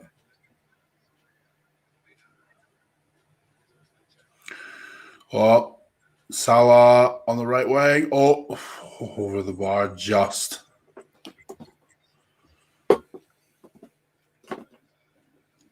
I mean, Salah's just amazing, isn't he? He's unplayable at the moment. Can't play against him whatsoever. We've No. proved it tonight. No.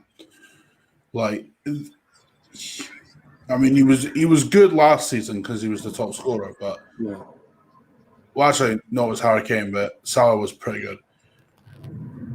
This season, he's been better than he was last season. Yeah, it's just showing us outside Old Trafford. It's not just the goals, mate. It's not just the goals. It's the goals he's setting up as well. Yeah.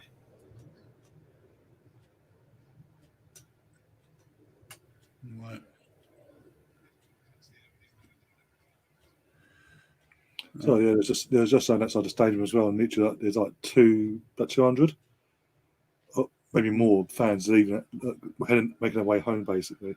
I don't blame them, mate. I don't blame them. If this was like The North same, London derby for us basically. if Yeah. it was a North London derby, and I was in that stadium, I'd be doing exactly the same thing. I'd be like, you know what, fuck it. Like, I wouldn't care. Like,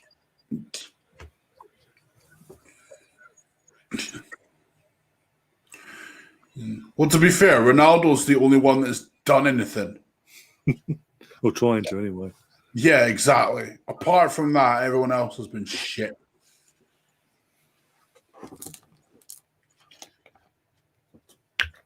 Oh my god. The last time Liverpool won 5-0 against Man United was 1925. Fucking hell. Jesus. Holy shit.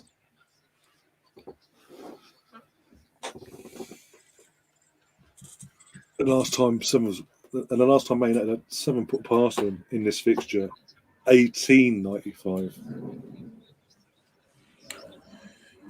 There's plenty of time for at least 2 more. There's plenty of time for that. Say that. Yeah. And the thing with that, yeah, Man United scored a fucking goal in that game. They ain't scoring in this. They're not scoring. No. Not a chance. If Liverpool scored 2 more, which they're more than capable of doing in 23 minutes left, is it? Yeah. Like Plus injury time, yeah, plus injury time, right? They're more than capable of scoring 2 more goals. In fact, if they got 8 goals today, wouldn't surprise me. I'd just be like, yeah, sounds about right.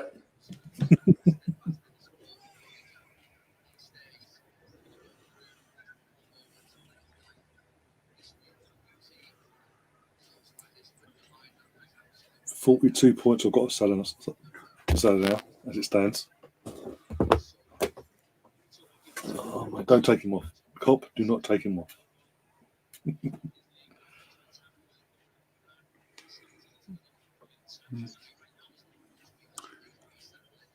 Do you know what, mate, right? Unpopular opinion here, but Man United shouldn't have signed Ronaldo. Yeah, I said this with my brother and all that. I was saying it's the positive, obviously, the sales and the eyes get put on United and all that because it's Ronaldo returning and all that. Apart from that, the negatives are it holds back Jesse Lingard, puts him back on the pedestal, which it has done. I can't remember the last time I saw Jesse start a game since Ronaldo's come along. And Sancho as well. It stumps his development as well. Yeah. He's settling in the period.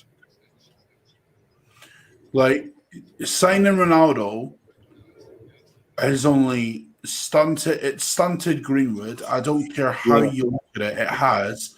I know he scored an amazing goal against Leicester, but he's not going to be able to play his natural position, which is a striker, because Ronaldo has to play there all the time. And you're not going to have Sancho come in at left wing because, like, Ronaldo is up front. And if you want Greenwood in the team, it's Greenwood that has to go out right, and Rashford has to be out left. So, essentially, Ronaldo has stunted the development of this United team. Yep. And again, it goes back to what happened at Juventus, mate, right? Because when Ronaldo signed for Juve, it stunted the development of Dybala. And now you look at Dybala this season, he's kicked on from where he left off before Ronaldo came in. So signing Ronaldo only did more harm than good, mate. Yeah, exactly.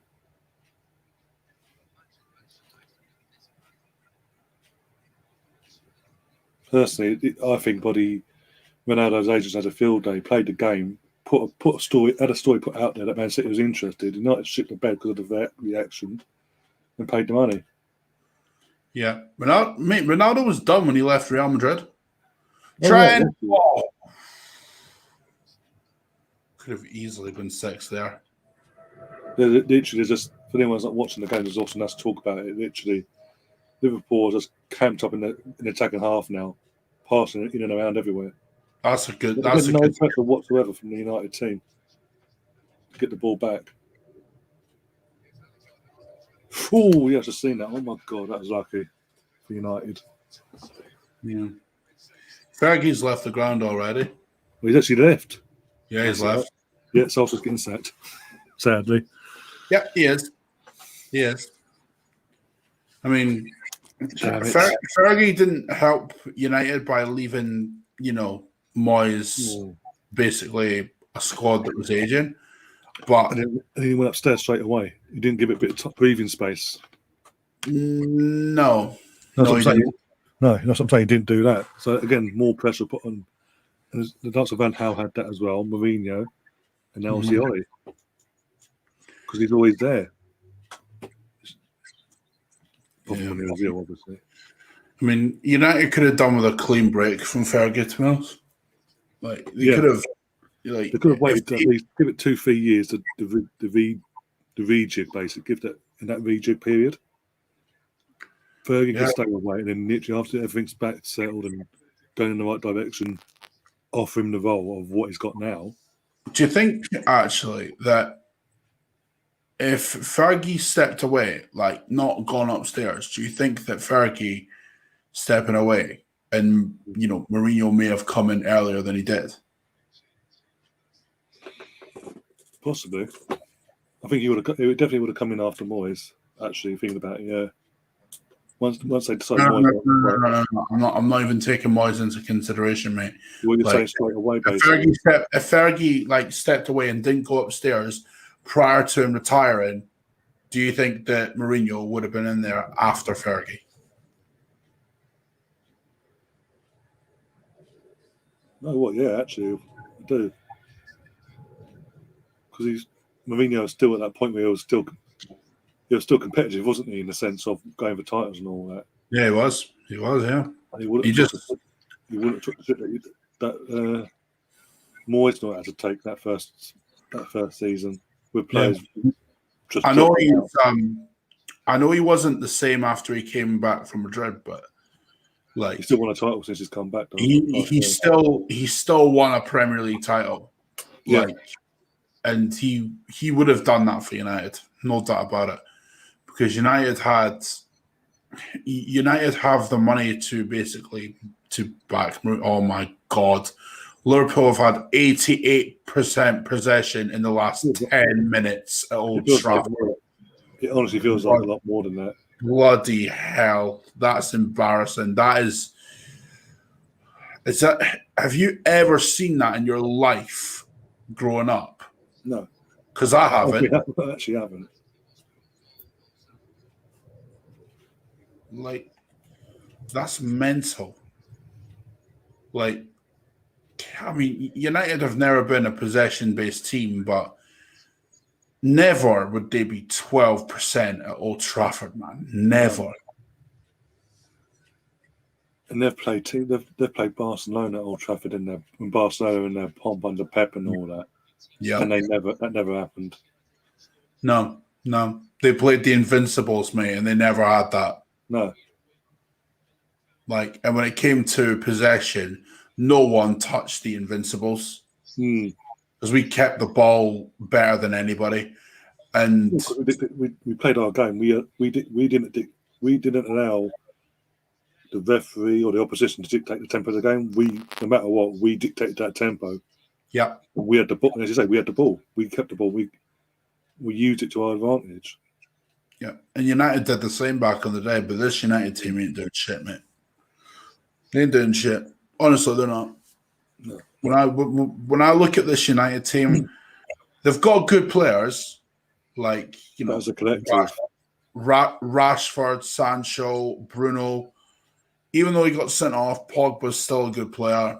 They've got, Greenwood coming through. They've got Wan-Bissaka, Shaw, De Gea, Maguire as well, despite the fact that he's had a fucking nightmare today. they have good players, but the problem is they don't have the manager to put it all together. I'm confident that a better manager would get a title challenge out of this team. No, yeah, I was saying this earlier. Without doubt. Even whether with or without Ronaldo, bro. With or without Ronaldo. Like, because if you look at that, if you go through that team, Mane's coming on. Yeah, if you go through that team, right, player for player, you've got De Gea, Maguire. If you just go down the spine, De Gea, Maguire, Matic, like Ronaldo, Cavani, Greenwood, Rashford, bruv. Any other manager would get a tune out of that team and have them challenging. They would, which is why I hope Ollie stays as long as possible. Thank you very much.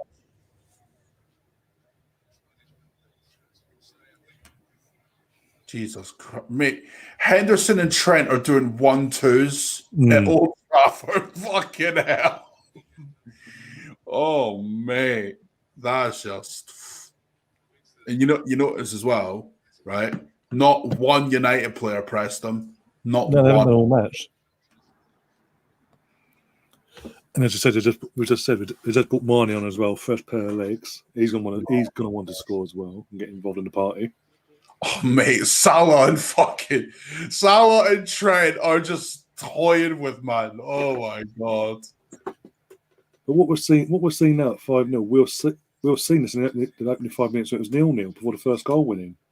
Yeah, Liverpool have the ball and they're just walking. The Man United players are just walking and letting them have the ball. Oh, mate, how can Ronaldo is literally walking on the pitch?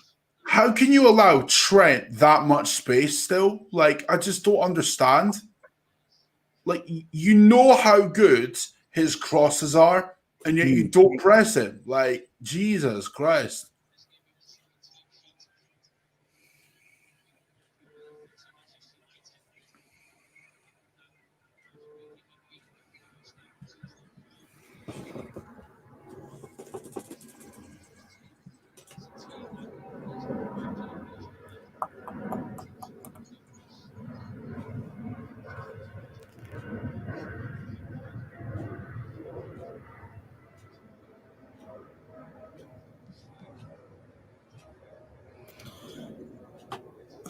James Binge has just tweeted out, by the way.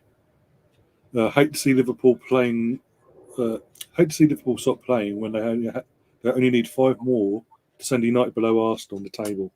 That's what I'm saying. You know what, though, mate, right? I'm not even joking when I say this. I actually think we're better than United playing wise under Ollie. I don't rate Arteta especially, but I mean, well, we've proven. I'd rather Arteta than Ollie, bruv. Oh, fucking all day, fucking long. Jesus Christ, that's a no-brainer in itself. And that's saying something coming from us too. What can I say? But yeah, in terms of that, we've sort of proved it in spouts. Obviously, the 35 minutes against Tottenham, and then obviously the entire 9 minutes against Villa. We absolutely, but especially on Friday night, we literally set a precedent from the get-go in that game. We got under their players' skin straight from the off, and we got the advantage. And we didn't net up. Yeah. No. So again, it's frustrating. As an Arsenal fan, from our perspective, it's frustrating that consistency-wise, we haven't put that together yet. But I think over time, with the likes of Tomiyasu, who's been brilliant, by the way, so far, Benjamin, Ramsdale, basically all the new signings that have come in this summer, once they properly settle into the squad and the squad settle into them being at the club, I think we will kick on. Just hope it's sooner rather than later. Well, my only hesitance with that is like I'm waiting until Christmas until I judge it fully. I'm not getting carried away on it. Oh my god, this is actually embarrassing. This, as I say, I'm not getting carried away. I'm not saying, we're going to go fucking this, that, and the other. No. Down the line, we have the potential. It's a young squad as well to really kick on once everything's settled down. Yeah. Just to be, But what I'll never say about Arteta is that he doesn't know a good player when he sees one, because he's proven that he does. But it's just it's games like Palace before yeah. where Monday night, we yeah. look absolutely crap and we just don't show any urgency. And part of me worries that we're going to make Maddison look like a world beater On next Saturday. Like, I hope not. Because even they're struggling, haven't they, this season, Leicester? yeah. So that's, I mean, it'd be an interesting game. Hopefully we do what we did last season, go there and put them in their place and come away with the 3 points. We'll see, obviously. That's again, it's all well and good turn out on Friday night against Villa. If they come back 8 days later and don't get a result and don't get 3 points away to Leicester, Friday night was no point, basically. What was the point of it? Yeah. Scholes is probably happy that the attention has been taken off him. You've seen the video? Yeah, I saw it. I mentioned it before, and I almost fucking heaved as I was trying to talk about it. Oh my god! I said there's something wrong in the water up in Manchester. Clearly, if Scholes is doing that. What are the odds actually thinking about it now? Because the cameras are panning between the coaches set up at Man United. So if Solskjaer was to be sacked tonight or whenever, what are the odds that the Glazers put Mike Phelan in charge, or whatever his name is? Oh mate, they're just they couldn't even score that off the bar. Jesus. You know them games, right, where you know nothing is going your way, right? Oh, Cavani hits it off the bar. Right? The only thing I could compare that to, you know, when Aubameyang had a penalty against City in Wenger's final season, and the keeper saved it. Like the games like that, you know nothing's gonna go your way, and it's just like because I remember another game that we had against, I think it was Inter Milan in the Champions League, and Henry had just a fucking awful game. Like games like hybrid, yeah. Games like that, like you know nothing's going your way, and there's fuck all you can do about it. That is this for United, but that shouldn't take away from how bad they've been. They've been awful. At least in those games. Well, all right, we were terrible against City that season as well, but at least in the Inter Milan game, we actually showed a little bit. Just nothing went our way. Yeah. In the corresponding fixture at their place, we came back and from a new one. Yeah, exactly. But this United team, bro, like they don't have the mentality to do that. They don't. Like they really don't. Here's a question from Steve in the chat: who wins next weekend's game between Man United and Tottenham? Oh, I mean. I don't know. Do you know what? As much as I don't like United, right? The one game I want them to win all season is Tottenham. However,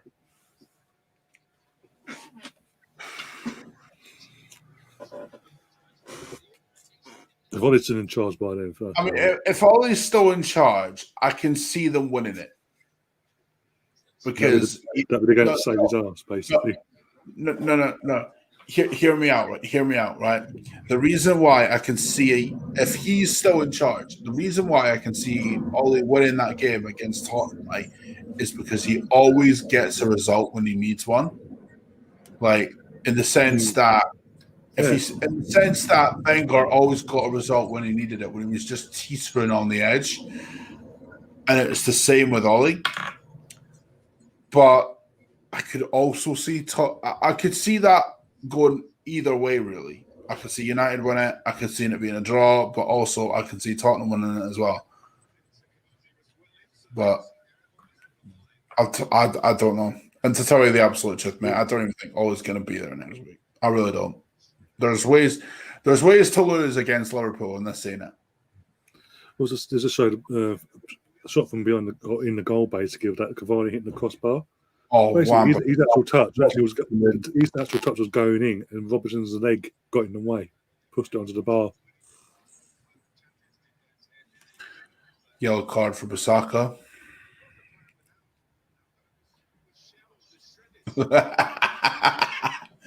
Jesus, Nuno out and Ollie out trending on both days. Whereas we actually win for once. Amazing, isn't it? Ironically, not only that we've won, we've had, over the course of the weekend, results have gone in our favour.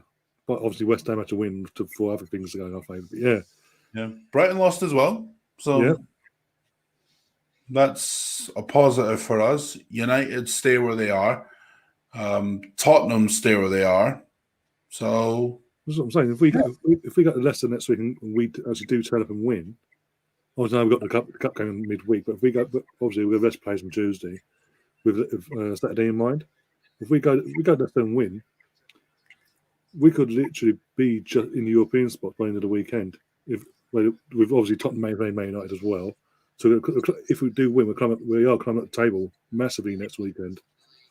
Bro, this is what I mean. Like, because see when I said that top four is there for us this season because United are fallible. Legit, I got laughed at, bro. I did. I was like, United are fallible. If we're going to break into that top four, it's going to be at the expense of Man United. Yeah. Not Chelsea, not Liverpool, not City. It's going to be at the expense of United, right? And based on what I've seen under Ollie, I've been proven right. Right? So all them people that laughed their ass off at that comment that I made a few months ago, bro, bow down and kiss the fucking ring, bro. Just to clarify, I don't think we'll get it though. Oh yeah. I think we're a bit too early, I think. We're too far from that at the moment, right? Because there are better teams. There are better teams. I think we're a season behind, basically. Yeah, I mean, if I'm looking at the league and realistically who's playing better, if I had to put a bet on it between West Ham, Brighton, Tottenham, United, Everton, Leicester, and us, because I think that's the competition for fourth at the minute, I would be more confident in West Ham than us. Oh, yeah. Because they are playing really well at the moment and they've looked a good side for the last 18 months. Yeah, exactly. To the point where they look like a top 6 team. So they could get top 4. I know they bottled it last. Well, no, to be honest, I wouldn't even say they bottled it last year because realistically they weren't expected to get top 4. But they got European football last year when that first game against Newcastle under Moyes, they genuinely looked hopeless. But now they look like a really good team. And it was after that game where the following week they played us, and from there on in they've kicked on. Yeah. And I know we won that game, but West Ham really gave us trouble in that game. And again, if we play West Ham, I mean, I don't know if we would win it, but I would put West Ham as the favourites for that game.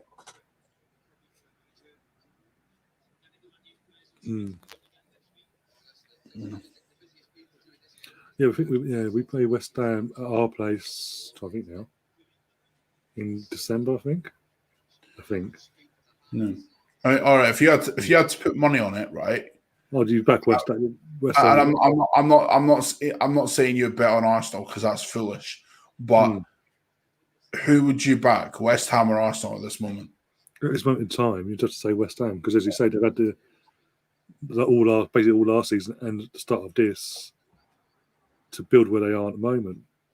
Whereas we're still in that. We've still got half of our 11 who've only just arrived, and we're not there where they are. Yeah. I mean, the only thing that could prove troublesome for West Ham is that they're fallible to losing their best players. That's the only thing that could prove problematic. Because, for instance, if Man City come in for, let's say Man City come in for Declan Rice, like, would Declan Rice stay at West Ham over a move to Man City? Oh, it could be 6. It could be 6 here. Oh, no. Oh, go away with that one. They took too long. That could have easily been 6. They're toying with them. That could have easily been 6. Yeah, I'm just saying, Nafi is sweating in the chat because he's put a 5-0 bet on Liverpool. He's a Man United fan as well.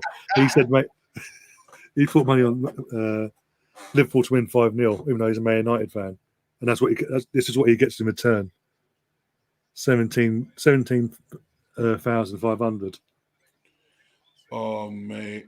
So he's sweating if they get a 6th. He's going to be pissed.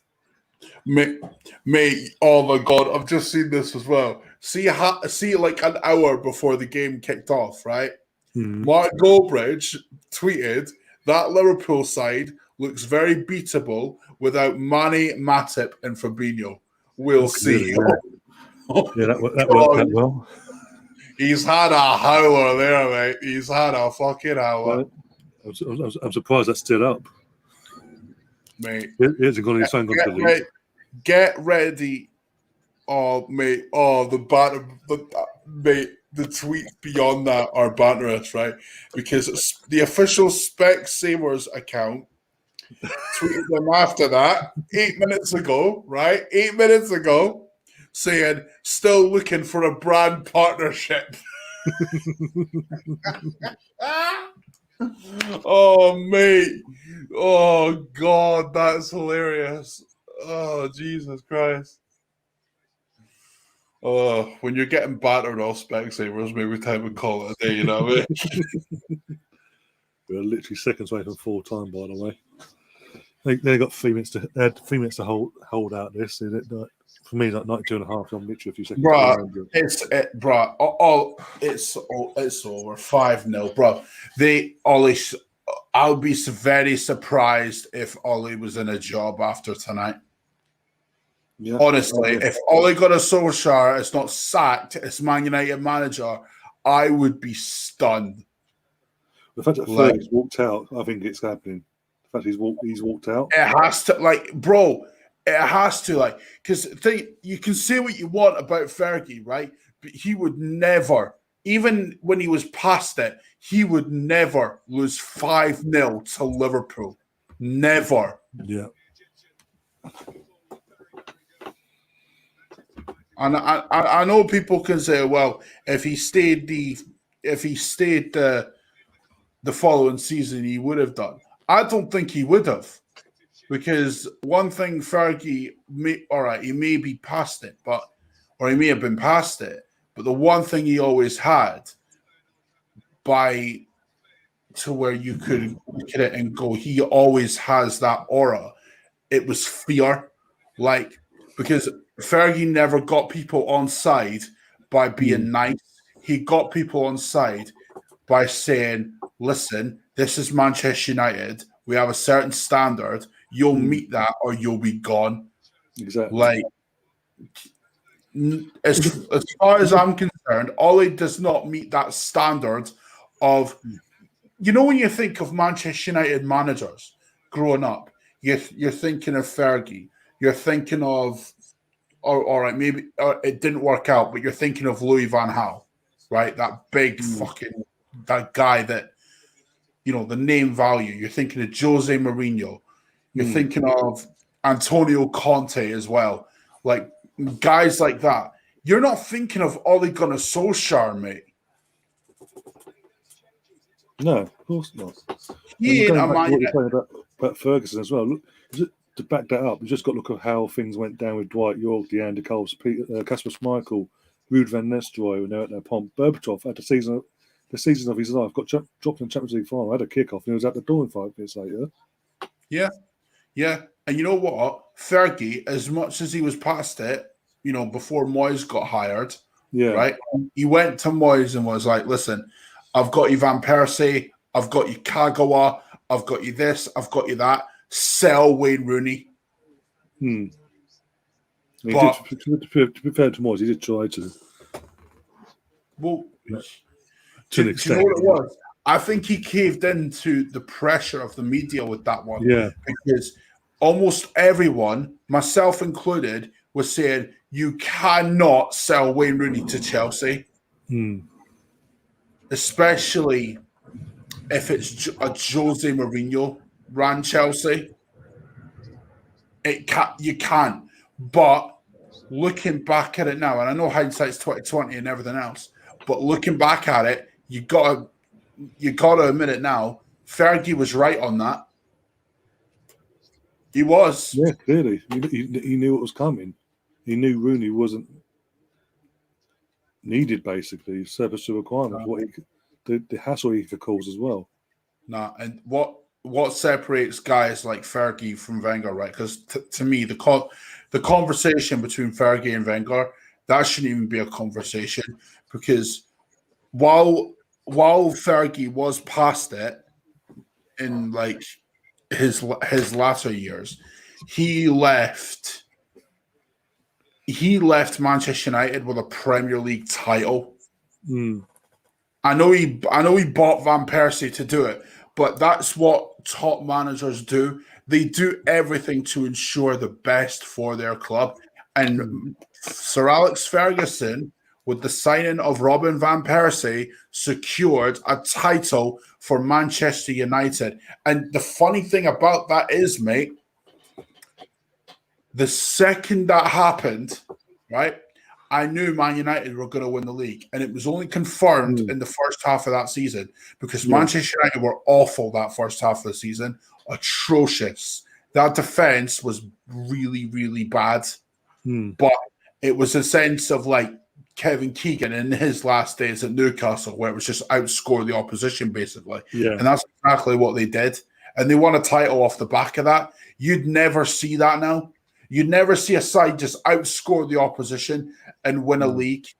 It just wouldn't happen. Right. Well, now literally the tables just come up. West Ham in the top 4, 17 points. I'd go West Ham top 4. Yeah, I would. I would. That's not a slight on us. It's just I don't think this team is ready to. I don't think it's able to get into the top 4, because if we get a couple of injuries, and no in Arsenal, this could happen quite easily, right? The quality of the squad is just not there yet. No. And I feel that West Ham, quality-wise, have a better squad than us. Yeah. Well, I do. After Boxing Day, look at the players we're losing. Aubameyang, Partey, Pepe, El Nene. They've got West Ham. They've got Aston Villa, West Ham on Sunday. West Ham win that comfortably, mate. Oh, yeah. Playing like they did today as well. Yeah. And again, the European football, unlike other teams we've they seen, weren't even amazing. West Ham today. They were better than Tottenham. Yeah. Like, they deserved the win, but they weren't amazing. But Villa, this season, when you watch them, they've been so bad that West Ham, with how with the form Antonio is, like, can we just talk about for a minute how David Moyes has got Mikel Antonio looking like a world-class striker? Can we just talk about that right now? Like, I can't even wrap my brain around it, because when I seen Mikel Antonio under Bilic and everything else, I always thought, you know what, he's a decent right winger, but he'll never be anything more than that. Moyes has got this guy going like he's Cavani in his prime, bruv. Or he's like Falcao at a fucking Atletico. Like, I don't even know how to put it into words, bruv. But you know what?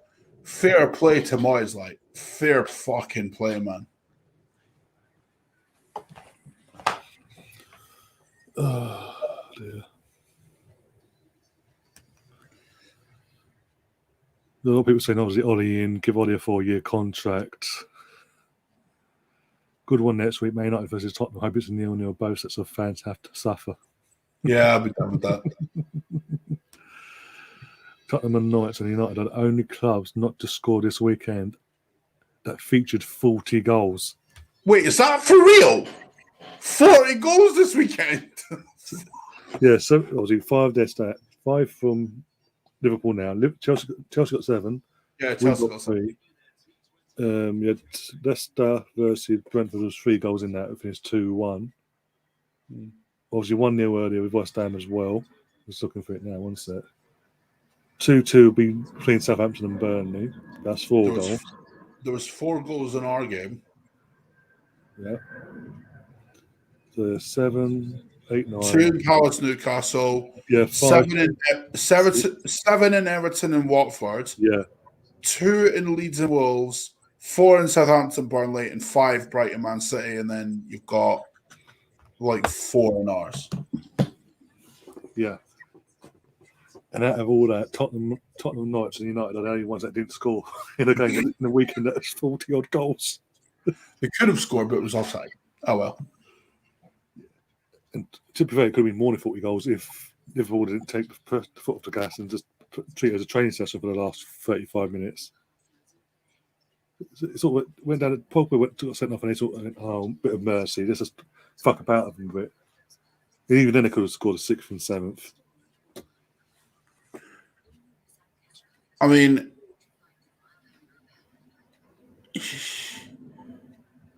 I can't. You know what? I would say that Manchester United, outside of Norwich, are the worst team in this league. I know that sounds mental considering what they've got, but I don't. Have I gone mad here, or am I just chatting absolute shit? Well, they have conceded 5 in a derby game again at home, so and they didn't have any of their ball pretty much. They've achieved 89% of possession, something stupid like you were saying earlier. Yeah, 88, yeah. Yeah, at home in any game, not just a derby, in any game.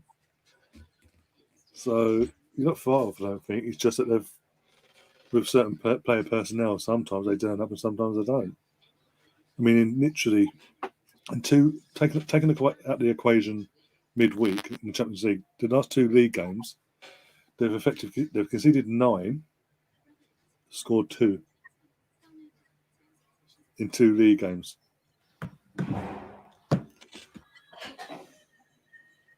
I mean, the Wolves times ago last week when they went they put it back to 2-2, didn't they? And then literally in the kick-off of the restart of the after the equaliser, Leicester went up the other end, Vardy slots it in, and they just fell apart from it. Yeah. And the thing about it is, right, see that game there?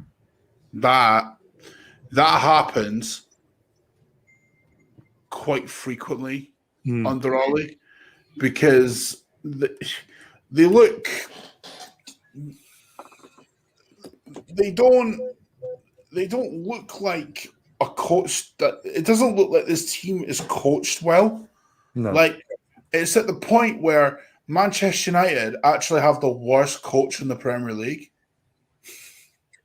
There were some stats earlier. Literally, the only thing stopping. Okay, maybe Daniel Farke is level with him, but the 3 worst coaches in this league were Steve Bruce. He's gone. Who's been sacked?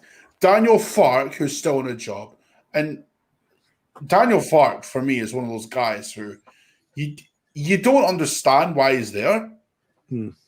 Like. I know it's Norwich and they've got a championship team and everything, but so did Newcastle under Rafa Benitez, and they finished 10th this season. They got promoted.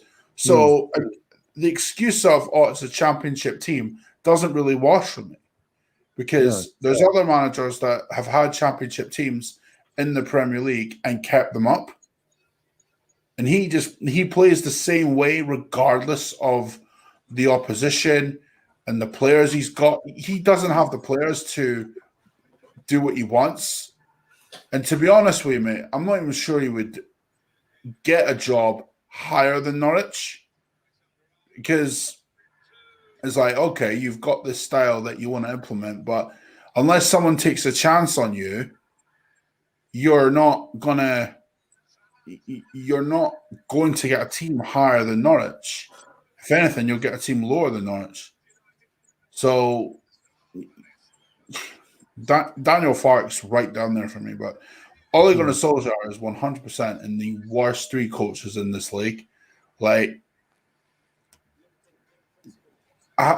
this is Manchester United we're talking about. How is it that they have one of the worst 3 coaches in this league, and yet United fans are sort of happy with it?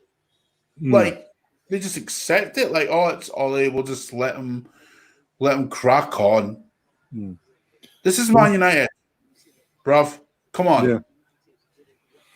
Alpha's in the chat. He's saying, "I want to laugh at United as an Arsenal fan, but this is actually sad to watching what's happening to United with Ole at the wheel."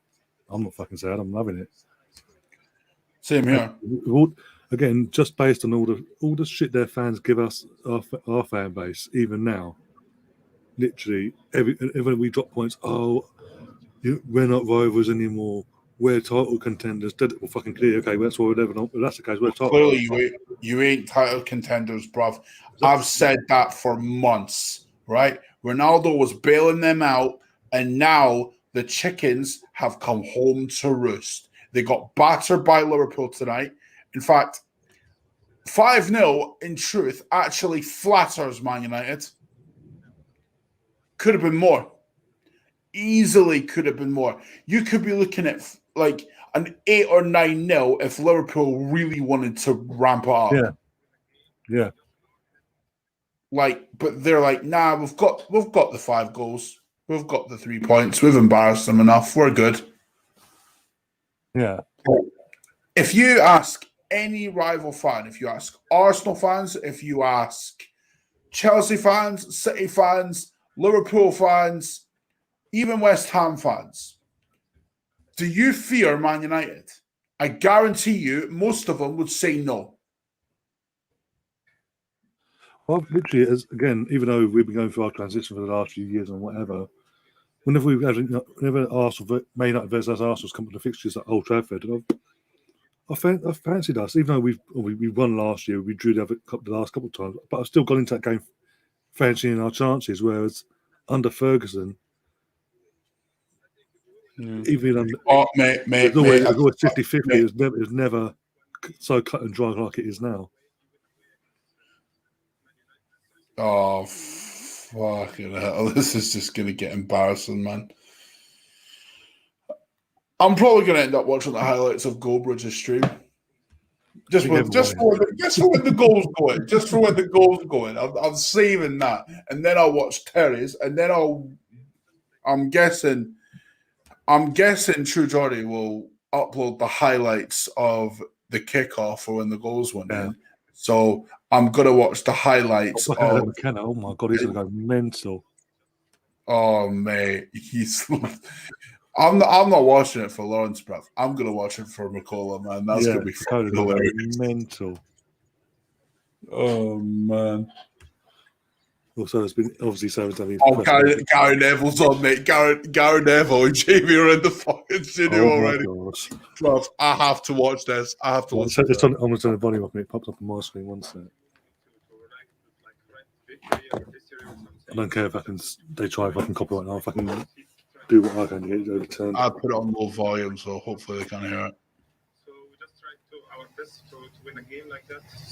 We knew before the game was going to be tough if we didn't dominate the game, so which what we did. Well done today, man. Thank you. Well, here we go then. Gary Oh my god, fucking Neville's face. Jesus Christ. Oh, mate. Loving the social distance, by the way. What you've seen yeah. from a Liverpool perspective. No, I can't. And He's smiling. He's loving this. He's like, I want to glow. I want to enjoy this, but there's a Neville brother over there that's going to kill me if I do.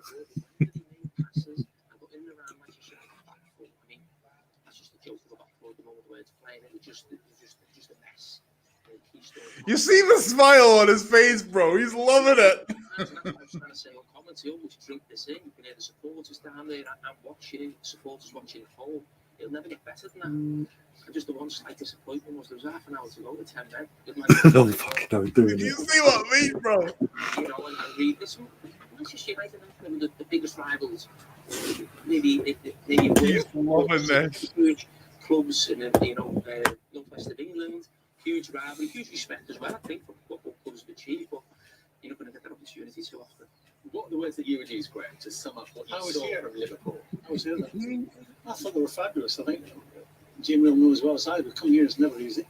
Why does Souness always look like he's going to burst in tears? What United look like. What's It that? always looks like that. Like, I'm just like, bruv, you fought 5-0, be happy. Like, Yeah, come on. exactly.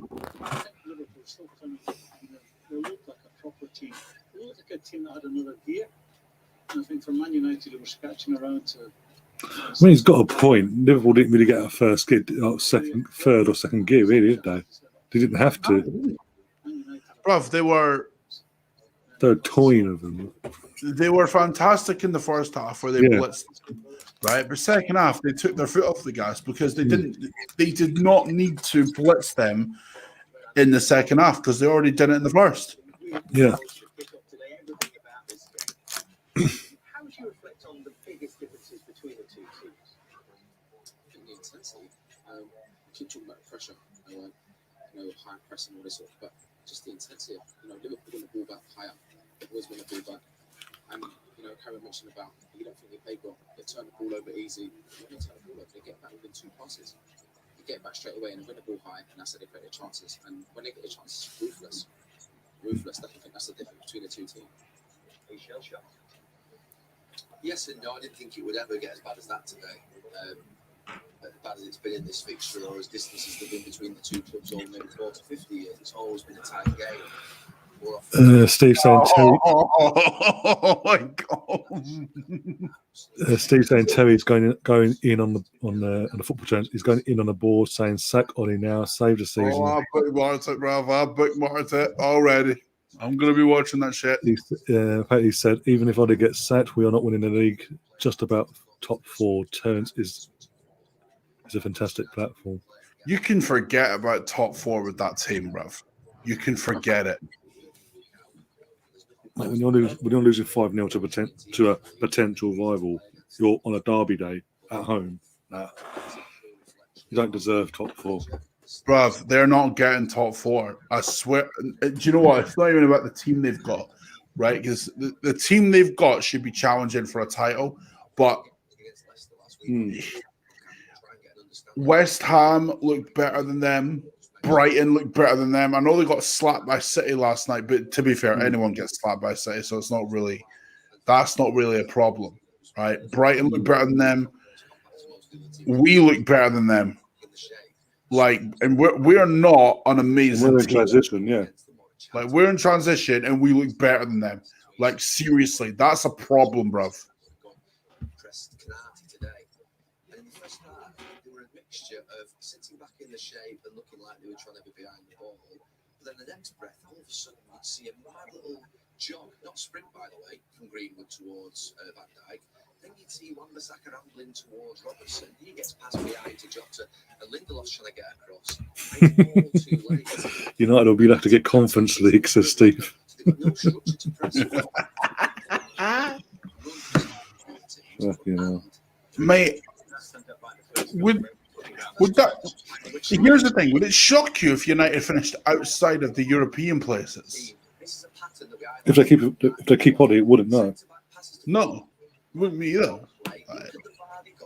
This is what I'm saying. At the start of the season, when they got all the fucking pundits and the media, top 4's unbreakable. United are too strong. Liverpool, Chelsea, City, 3 of them, yeah. United are always going to be, as you said earlier, United are always going to be the team.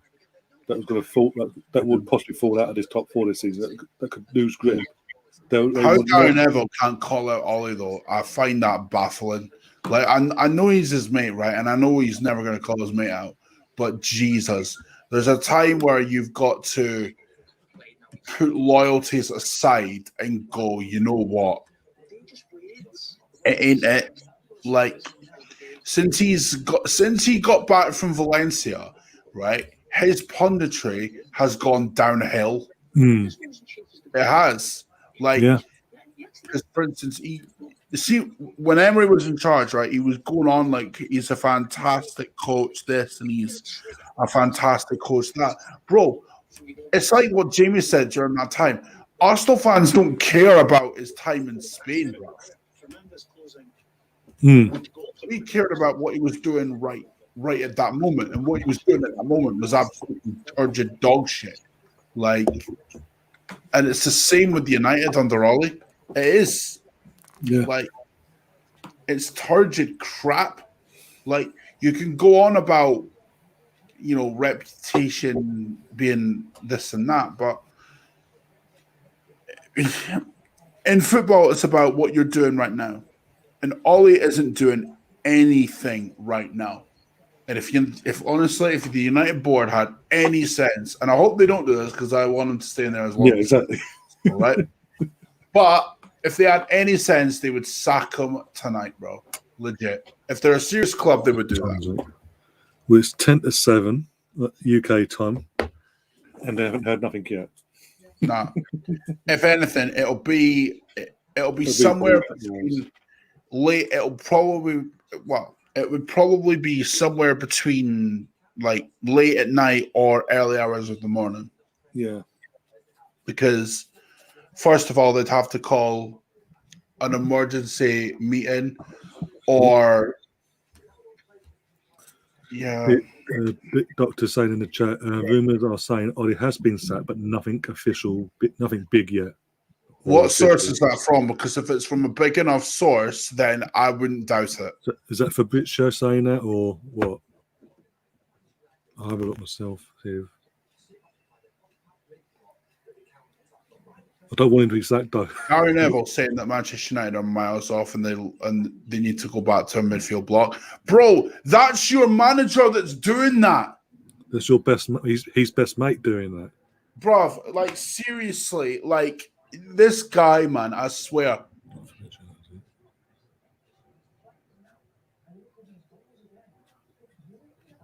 Do you know what? How they've left Roy Keane off this panel mystifies me. Like,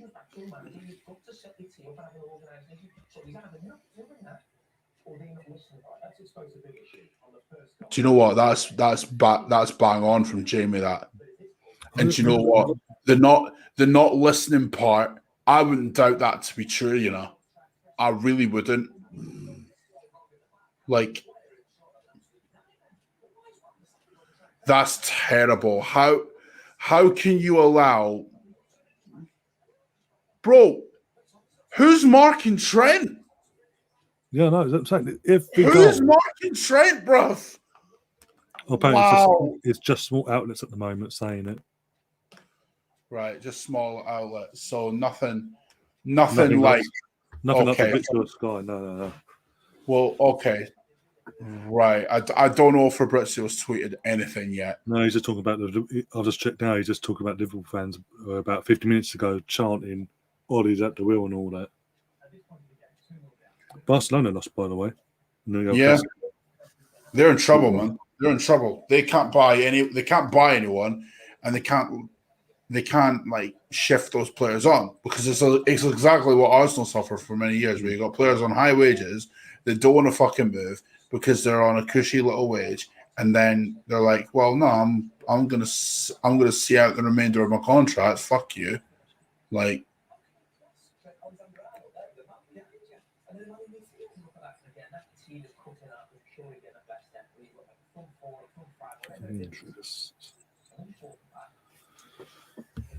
Oh my God! Every goal is avoidable, bro, if you look at the ball, right, for the first Salah goal, yeah, Salah's in the box, right? Now, they're marking Salah, not knowing that Naby Keita is to the fucking right of them in acres of space. Like, that's embarrassing. Yep. Like, oh my God. This second goal was even worse. Look at the space that Salah's got. Oh my God. Honestly, mate, look at him. He's on the right side. He's on the right side. He's literally got the freedom of Old Trafford. No one marking him whatsoever. Like, oh mate, that's shocking. That is absolutely shocking. What's this one? The fourth goal as well. It's before half time. Look at this. That's what I'm on about, mate. The Salah second goal. Oh my God! How can you give Salah the freedom of Old Trafford like that? Honestly, if that was Arsenal, they'd be going in. Oh yeah, definitely. That's what I'm saying. But because it's Man United, they don't bother. Like, come on now. To hold back a bit, yeah. It's not upset Gary and all that. I mean, how dare they? That is bad. Mate, Salah in acres of space yet again for his third goal. Like, bruv. Look at him. What? Why is Luke Shaw not getting across Mo Salah like that? But you know what? Salah just runs past Luke Shaw like, yeah, I'm off. See ya. Like, oh my life. That's embarrassing, that, bro. Like, nah.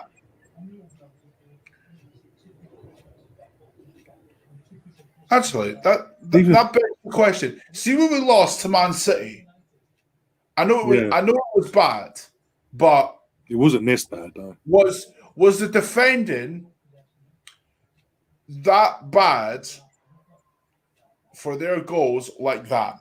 No, in my opinion, anyway.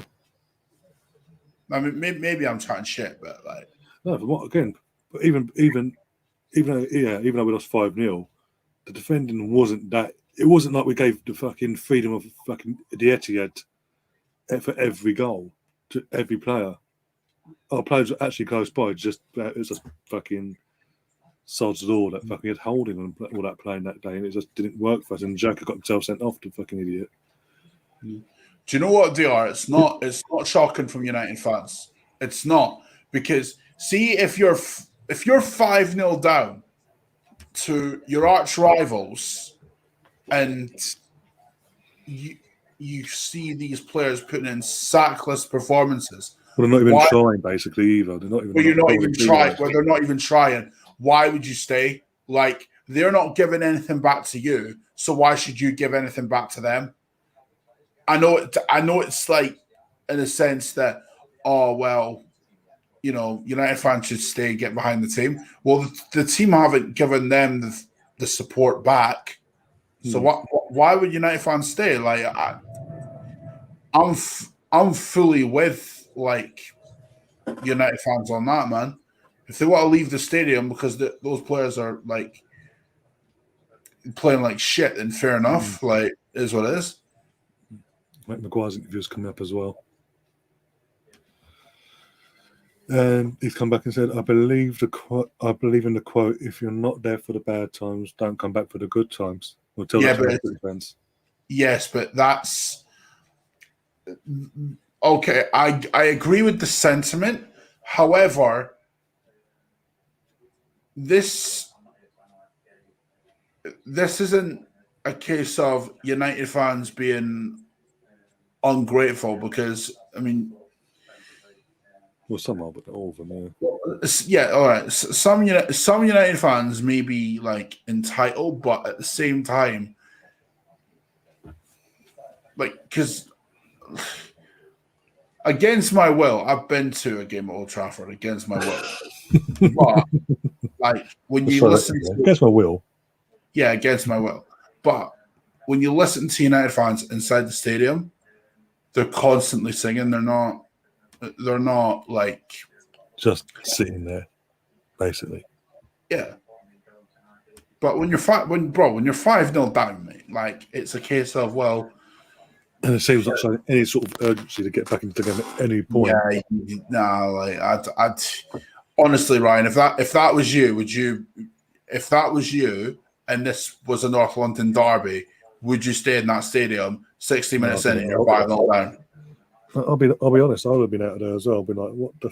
I can't be doing this. No. My head can't deal with this." Especially these fans are paying a lot of money for this game, in particular, turn up for this game. And as I said, at no point did you think United were scoring today. No. Getting back into the game. Once that first goal went in, their heads dropped, and they're walking around the pitch. They didn't want to be there. They didn't care. And as a fan, you don't want to see that. If you see that, and it gets in your head like, why the fuck am I here then? Why am I here supporting you today? This particular game, If you're not, if you don't want to be here, if you're not showing that you appreciate me coming out and devoting the 90 minutes to you, why should I be here myself? I could be doing better things. They're paid a lot of money nowadays compared to back in the day. A lot of money. The least they could do is put some effort in. Yeah. Napoli have dropped points to Roma. That helped. That does me beautifully. Level on points with Napoli in second in Serie A. Milan now. Isn't Inter Milan playing Juventus as well this weekend? I think it's this weekend. Yeah, they're playing at 7:45 tonight. Is that on BT? Yeah, it will be. I mean, even if Inter win, they can't overtake Milan. No. I was just saying that's a big crack of a game. Yeah. Although, well, actually, no. Even if Inter win, even if Juve win, they can't overtake Inter Milan because of their goal difference. But if Juve beat Inter Milan, then they could overtake Roma, and Roma would drop down to 5th, I think. So. How is Giroud sitting at AC anyway? While we're waiting for this to wrap up.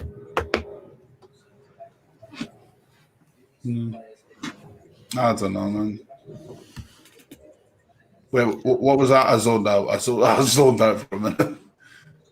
No, literally, I was just asking how Giroud sitting in at AC Milan alongside Zlatan and the co.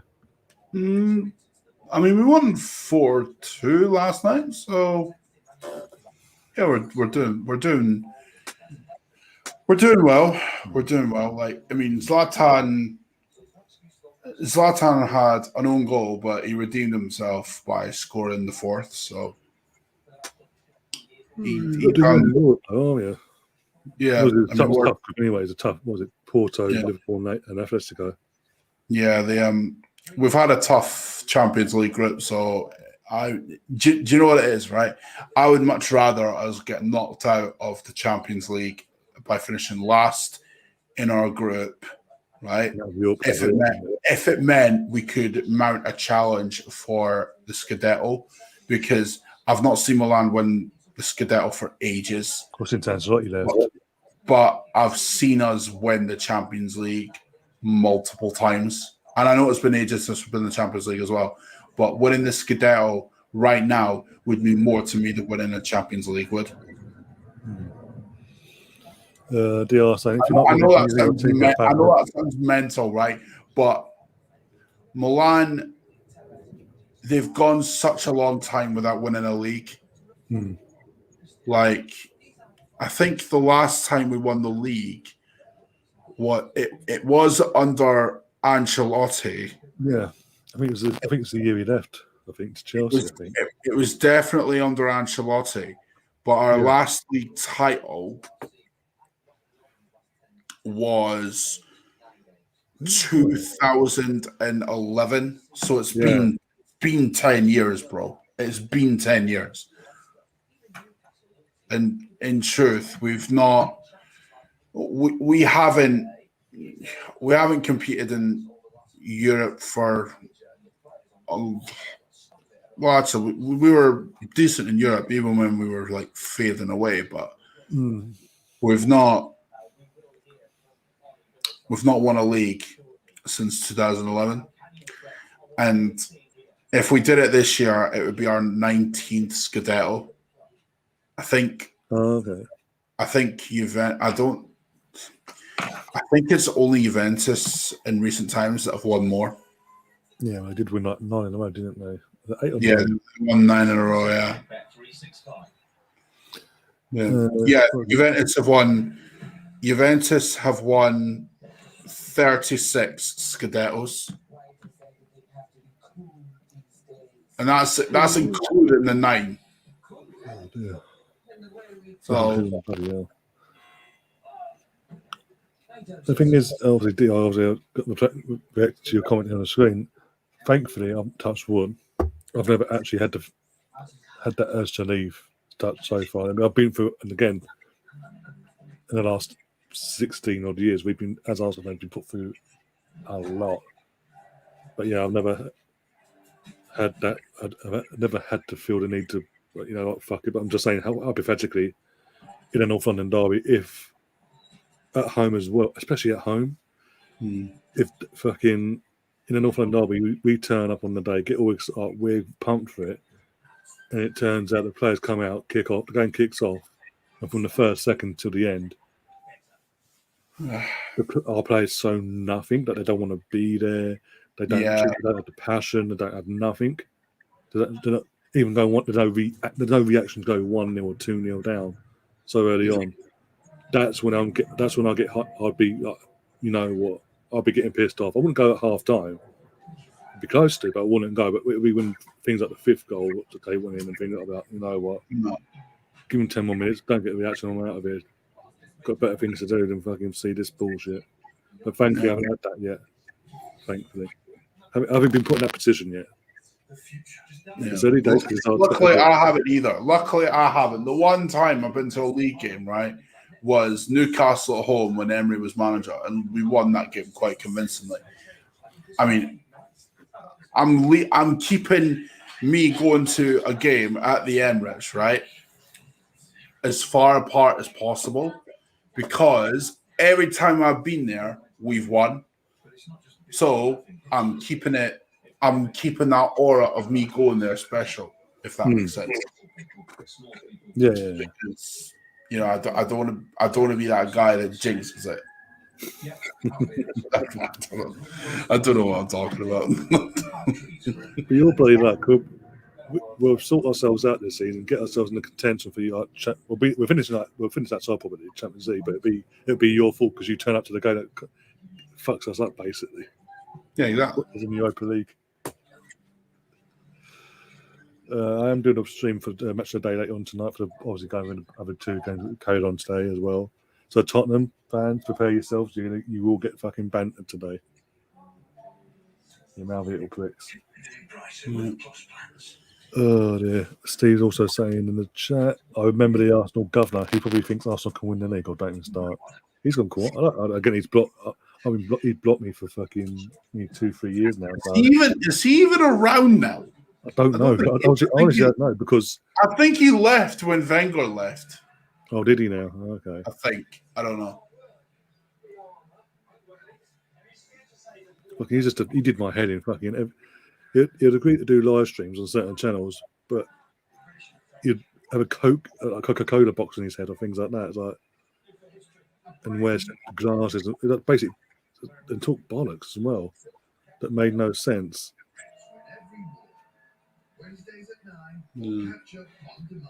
Called him out. If I can get, he blocks you. If I can never from him ever again. Why would anyone not want to play for Klopp, even when things are not going well? He looks like he's enjoying himself. The man truly loves the sport, no matter what. Yeah, it's quite. To be fair to Klopp, it would have been quite easy for him to walk away from Liverpool back in the summer after the season ended because of how things went last season. But he's dusted himself down, got the team together, and they're going again. Yeah. I mean, for me, it's as far as the league goes, I would still put City favourites because of how good they play without a striker. Like, they batter Brighton, but Liverpool, they're a close second.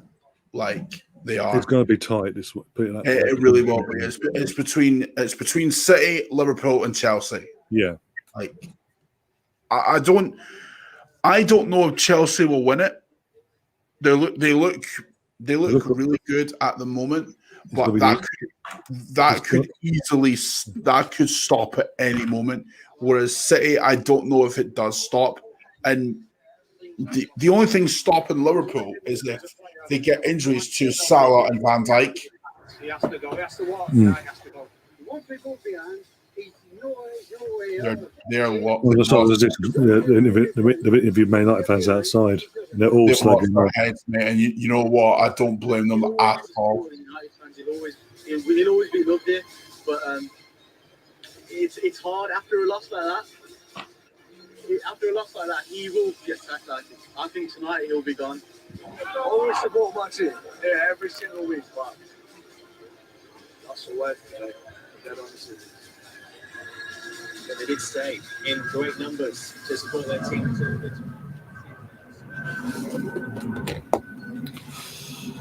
Oh, dear. United genuinely need a world-class manager. And this is why I don't understand why United fans have the main United fans online have the audacity to turn their nose up at Antonio Conte. Legit. I just don't understand that whatsoever. I know people will say, oh, but he's not United. Well, you've got... The only thing, do you know what the thing I would say about Ollie, right? Whether I don't think he'll resign, right? He's not that guy. I was about to say, I don't think he was resigning either. If he goes, it's because he gets sacked, right? Yeah. But the thing that might save him, right, is that there's not an obvious candidate. I mean, there kind of is an Antonio Conte, but if you listen to United fans, like, they've already had Jose Mourinho. They don't want someone in his which to me is like I just don't understand that whatsoever. Like from my perspective, there is an obvious candidate, but from United fans' perspective, there isn't. If that makes sense. So I don't know what United will do, but if I had to put money on it, I would say that Ollie gets sacked because, I don't see how he can stay in the job after that. But as to who comes in, I don't know. They'll probably look at Conte's CV and get him, but they won't look at it more than that. They won't. They'll look at Conte's CV and the amount of leagues he's won and gone, yeah, he'll do. And they'll just throw money at the situation. That is legitimately what they will do. Yeah, that's what they always do. One sec, just trying to get this. A bit of zoom in 1 second. I'll just read it out. Basically, Tom from Laguna Talk and Mike having a little conversation on social media. And his company else did it. I'll put this one up first. Try and get this. So you're telling me that him responding back to Mike. So you're telling me you want United to win to keep Solskjaer on the job? No way. This is so much better. Laughing, like pissing himself laughing. Mike then comes back saying, I want Ollie to win the next 49 games so they get... Tom blocked me, bruv. He blocked me. Okay. Yeah, he has. Do you know why I did? Do you know why I did? Right? It's actually quite funny. See off the back of our transfer window, right? Where, I mean, I questioned the recruitment like everyone did, right? Anyone with a brain would have done, right? Yeah. Because we had no data as to say that these players would come good, that Ramsdale would be the number one, and that Tomiyasu would work out. And that Tomiyasu would be as good as he's been, right? And when I say, because I've always maintained this, that, you can support the team, but you don't have to, back mediocrity. That's a death of a club from a fan's point of view. And when I said, are they behind the team mob out yet? Right? Honest to God, Tom was like, "So we're a mob now, are we?" And I'm like, "Well, yeah, you kind of are, because you can support the club any way you want, but I'm not backing mediocrity, bro." And he blocked me off the back of that. Which, I mean, all right, maybe it was the wrong choice of words and everything else, but hey, listen, if he wants to get on his high horse, right, and maintain that he's right and I'm wrong, then crack on, bruv. Crack on. This is the same guy that got on his high horse about the Qataris, mate. So, you know, what do I know, though? I was pointing out that fucking Mike's had a few too many by the sound of it, because his response to it made no sense. Basically, saying that obviously he wants Ollie to win the next 49 games and get relegated. How does that work? Oh dear. Gonna say, but yeah, I'm gonna wrap things up now and get myself ready for the date for the 81 street. If you're around late, you join me for that. But yeah, doing a match for the day one. I'll go through the other. I've got games. I've enjoyed this enjoy this again. The highlight form of this. Ollie says at his interview and he said, "I have come too far. We have come too far as a group, and we are too close to give up now." So yeah, he's going to do. If he's going to go, he's going to have to be forced out. Basically. Oh, mate, that's a man who knows he's gone, mate. Those are the words of a man who knows he's gone. Like, yeah, you can get away with one. You can get away with one like that, right? Yeah, but that's happened consistently under Ollie. Tottenham last year, exactly the same thing. Like, I guess City as well at one point. I know he's gotten the better of City before, but he's had that against City and whatnot. So he had that against that. Because remember, see, you know the United game last season where we needed a win badly and we hadn't won there since 2006. Yeah. At no point did you feel, at no point did you feel that United were scoring that game. If anyone was going to win it, it looked like it would have been us. Mm-hmm. Yeah. The fly's a United fan, mate. He wants to stop it. Oh dear. Did my bloody head in. Got windows open, that's why it's fucking muggy as fuck here today. But yeah. Not much else we can say before about going around the houses again. Obviously, thanks to Colin for jumping on and obviously keeping going for the last half hour. Of that match itself for the last hour in general. Go and enjoy texting and calling your dad and your brother and all that. I've already done that, mate. He's miserable, right? So I've let him off. I'm letting him off tonight, right? Because look, despite what some people let it sink in first. I might be evil, but I'm not sadistic. All right. So just leave it like that. I'm gonna let my brother off it as well because he'll hang up on me first try, like, because he knows when I for him. That's exactly what I'm gonna talk about. So I'm gonna let him off. Like I'm gonna let him off. I'll give him a couple of days and then we'll talk again. I'll at the wheel still. Well, actually, funny story. It's funny because I'm going to be getting him a Christmas present, right? I'll show you the picture on WhatsApp, right? But I'm going to be getting him a Wolves top with Trincao on the back, right? And you'll when I show you the picture, right, and what my brother looks like, you'll understand why. Okay, I'll show you the pictures on WhatsApp, right? But I'm not going to show it here. But you'll get a laugh out of it, bro. Really, you will. Okay, now. Oh dear.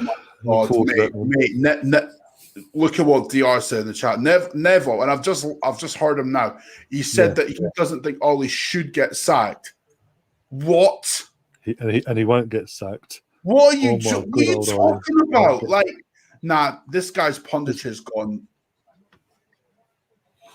Yeah, it was never Mate, said that. fumbling over his words, mate. criticize Jamie's putting him to the fucking sword here, and I'm loving it.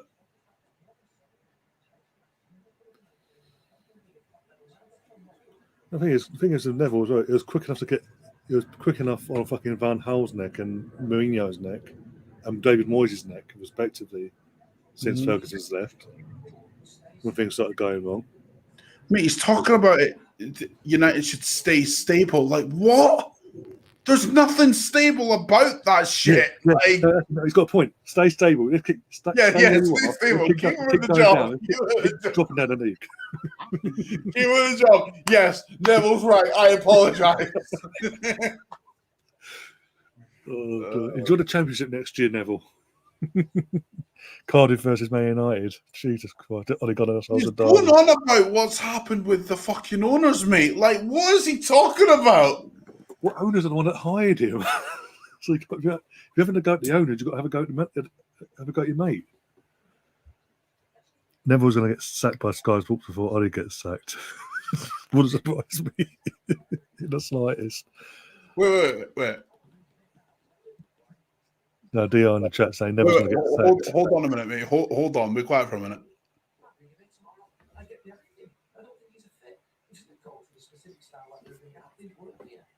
I'm not saying there isn't a manager that's looking to manage United do well. On one day, you want to do it today. I don't know if Chelsea will just ask themselves that. He's the best manager in the world. And he didn't do it here. They've got that experience at this club. So imagine if he shouldn't look. What is he talking about, mate? I have no idea. He's contradicting himself within contradictions or contradictions. Mate, I can't listen to him anymore. I can't. Like, bruv, it's exactly what I said. His punch downhill ever since he got sacked by Valencia. Legit. Like, this guy, right? He's saying that there's not a fucking, like, he wouldn't go for Antonio Conte or whatever it is. Like, are you mad? I'm telling you now. Bro, I'm telling you now, if Conte was Man United manager, Man United don't get slapped 5-0 by Liverpool. No. Not a hope in hell, bruv. Not a hope in hell. Well, what was it? Conte was here before with Chelsea for 2 seasons. Yeah. Won a league and won an FA Cup. He was successful in the 2 years he was in the fucking Premier League. But he never got slapped either in the league. No. If anything, he was slapping up. All right, he got beat by Watford and then he got beat by Bournemouth pretty bad. It wasn't slapped, was it? Like proper good hidings. No, it was. It was 4-0. I can't remember now. It was 4-0. But then again, that's down to Chelsea's board not backing him properly. Actually, no, that wasn't Conte. Wait, no, they got battered by Watford, wasn't it? But Bournemouth was sorry, I think. Yeah, because that's what I'm saying. They had, actually, hold on a minute. Chelsea under Conte. I mean, even if he did get slapped, right? They won 30 games under Antonio Conte. In 1 season. Out of 38, they won 30, won the league. 30 games, bruv. And got to the FA Cup. No, they didn't win the FA Cup final that year. They won it the year later, but still. No. They won it the year after, though. Yeah. I'm saying, considering how they started that season as well, when they won the title under him, how he turned it around the way he did, and it just kicked on. You can blame us for that because we beat them 3-0 at the time. He changed tactics. Yeah. The 16-17 season, right? They won the Premier League. They lost to us in the FA Cup. And yeah, they got knocked out in the 4th round of the League Cup, right? But they were unbelievable that season. Like, if you just look at the stats, right? Costa got 20 goals in the league. Hazard got 16. Pedro got 9. Willian got 8. Like, you had 4 players delivering across the board, and then you had Fabregas getting 5, Cahill getting 6, Batshuayi getting 5. Alonso getting 6 goals. Like, he won the league with Alonso and Victor Moses at fullback. Yep. Or at wing back. Like, bruh. Like, if that... Nah. Conte is 100% the right fit for Man United. I don't... Where Gary Neville's coming from, right, is that... And this is my frustration, right? Because he always does this. He even done it with Arsenal. Like, see when Emery was in charge, right? He would go on about his reputation and how Arsenal shouldn't rush, should let it play out. Where we didn't care about his reputation. We understood that he won 3 European titles. Yeah, great. But you're not done that Arsenal now, have you? So what good does it mean? What good does it matter to us? Like, I mean, all right, we didn't appoint the right guy after him, but that's not the fans' fault. No. That's on the board. They appointed Arteta to replace Unai Emery. That's on them. Like, nah. If we're looking at punditry now, Jamie Carragher is overtaking Gary Neville. It's time we have that discussion now. DR's also saying, I wouldn't be surprised if United post on their Instagram that Ollie's been sacked before they put any news. Before any news gets it. And that is because that's out there. That he is. Sorry, any news that he's been sacked because they are so fast on Instagram, I swear. Well, they've not posted anything on their Instagram yet. So, I mean, they've just posted like the full-time screenshot of the Liverpool game. Like, I don't know how he stays in a job, mate. I really, really don't. Like, well, it's been like an hour since the whistle went, and he's still in a job. As we're aware. And again, this is what winds me up about the media. See when fans want a manager out, right? Yeah, they're called ungrateful. Yeah, and it's bullshit. Honestly, it's bullshit. Look at the shit we get every time we call a manager out, bro. Do you know what? It's not even us. It's not even us, right? No, all you have to do, no, bro. It's not. It's bro. Listen, the shit we get when we call a manager, when we want a manager sacked, that is like child's play compared to what Newcastle got. Oh no, yeah, literally. The way the media went on about how Steve Bruce deserves better and how it's employment abuse. The guy hadn't won a single game this season, and they could go back a full year to highlight that this guy ain't good enough. And the truth is, if you're a manager in the Premier League and you're not performing to the level that Steve Bruce was, then, you know, naturally you're going to get criticised and naturally you're going to get sacked. And then Danny Murphy's got the cheek to turn around and say, who's better equipped to deal with a relegation battle than Steve Bruce? Bruv, listen, Newcastle were going down under Steve Bruce. It was happening. Whether they sacked him when the owners came in, whether they sacked him before Tottenham, whether they sacked him after it, it was happening regardless. And rightly so. Rightly so. And the media, and the thing with Steve Bruce, right? This is how much of a genius he is. Not in the sense that he's a genius manager, because he's not.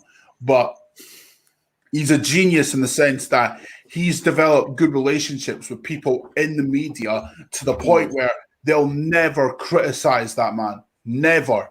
Right? And then he goes on about, oh, I was never wanted from the start. I was called the cabbage head and this and that. And that was aimed at Newcastle fans, right? But the truth is, it was never Newcastle fans that started that. It was Aston Villa fans that started that. Yeah.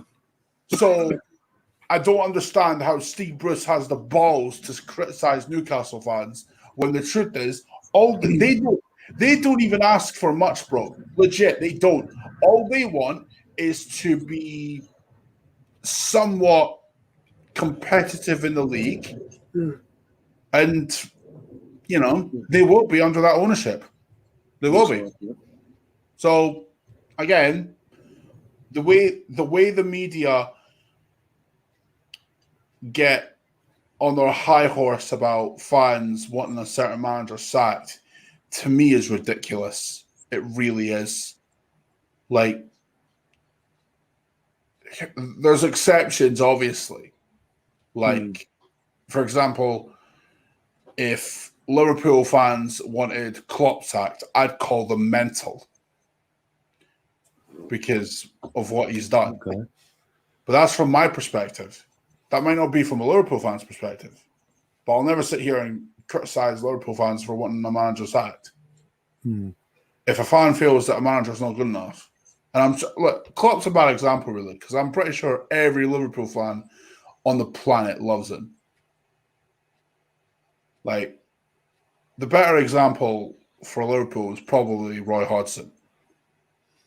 Like, but I guarantee you, mate, the media would have criticised Liverpool fans for wanting Roy Hodgson sacked. Legit. 100%, yeah. They would have done. Because it's like, oh, you can't sack a manager midway into a season. Well, yeah, if they're underperforming, yes, you can, actually. Yes, you can.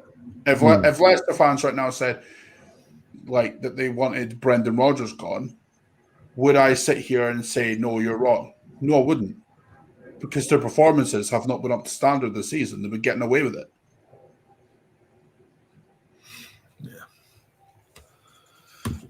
Dior saying, he's saying, I think Ollie's been sacked. A lot of people on Twitter now have said it's been sacked. I think it'll be announced in the next hour. Yeah, I think it's gone to, Well, what are you saying? Because I'm literally not in properly browsing on social media yet. Do you know what, mate? I've not seen anything on social media, right? I'm just going off what I feel is going to happen, because you cannot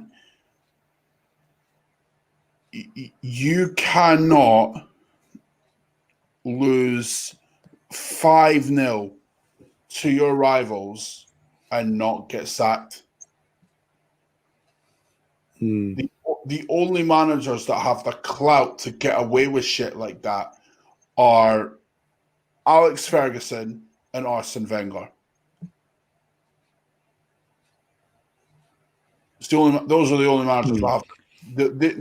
They're the only managers that have the clout to get away with shit like that. I don't think Mourinho gets away with that at Chelsea. I don't think Klopp would get away with that at Liverpool.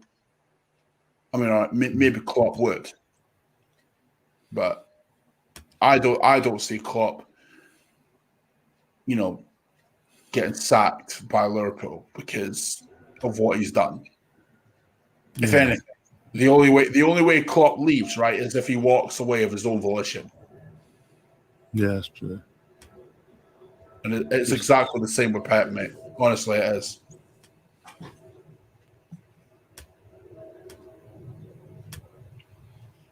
Just found this on Twitter, by the way. But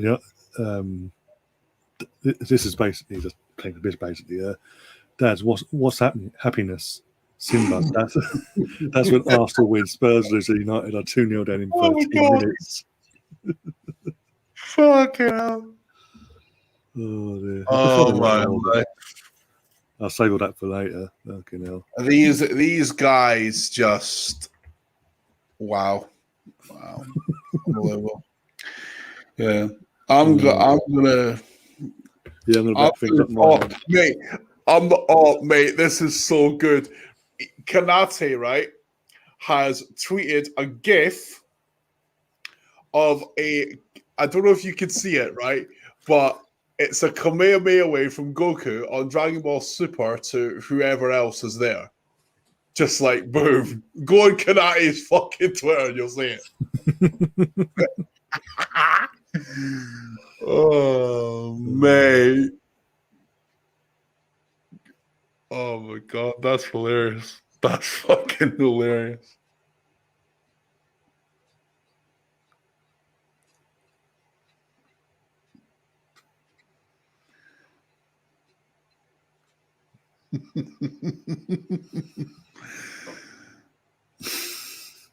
Did you see it? Oh my No, god!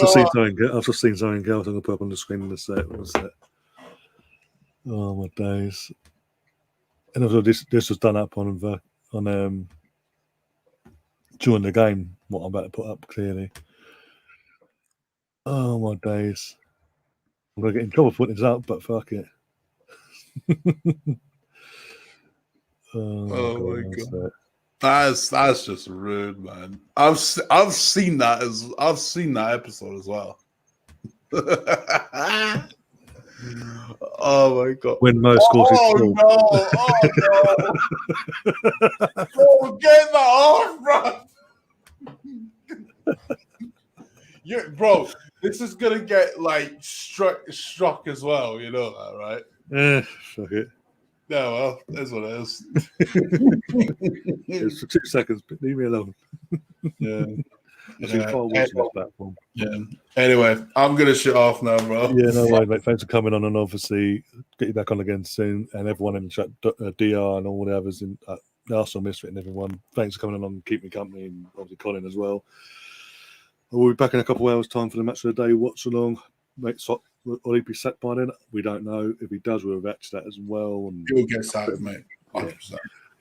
But yeah, see you in a couple of hours. Enjoy the rest. Enjoy what the next couple of hours free from the channel. And obviously, as I said, we're back. And as always, up the Arsenal. And Ollie's at the wheel. Tell me, how does it fucking feel? Ollie in. Get Ollie in straight.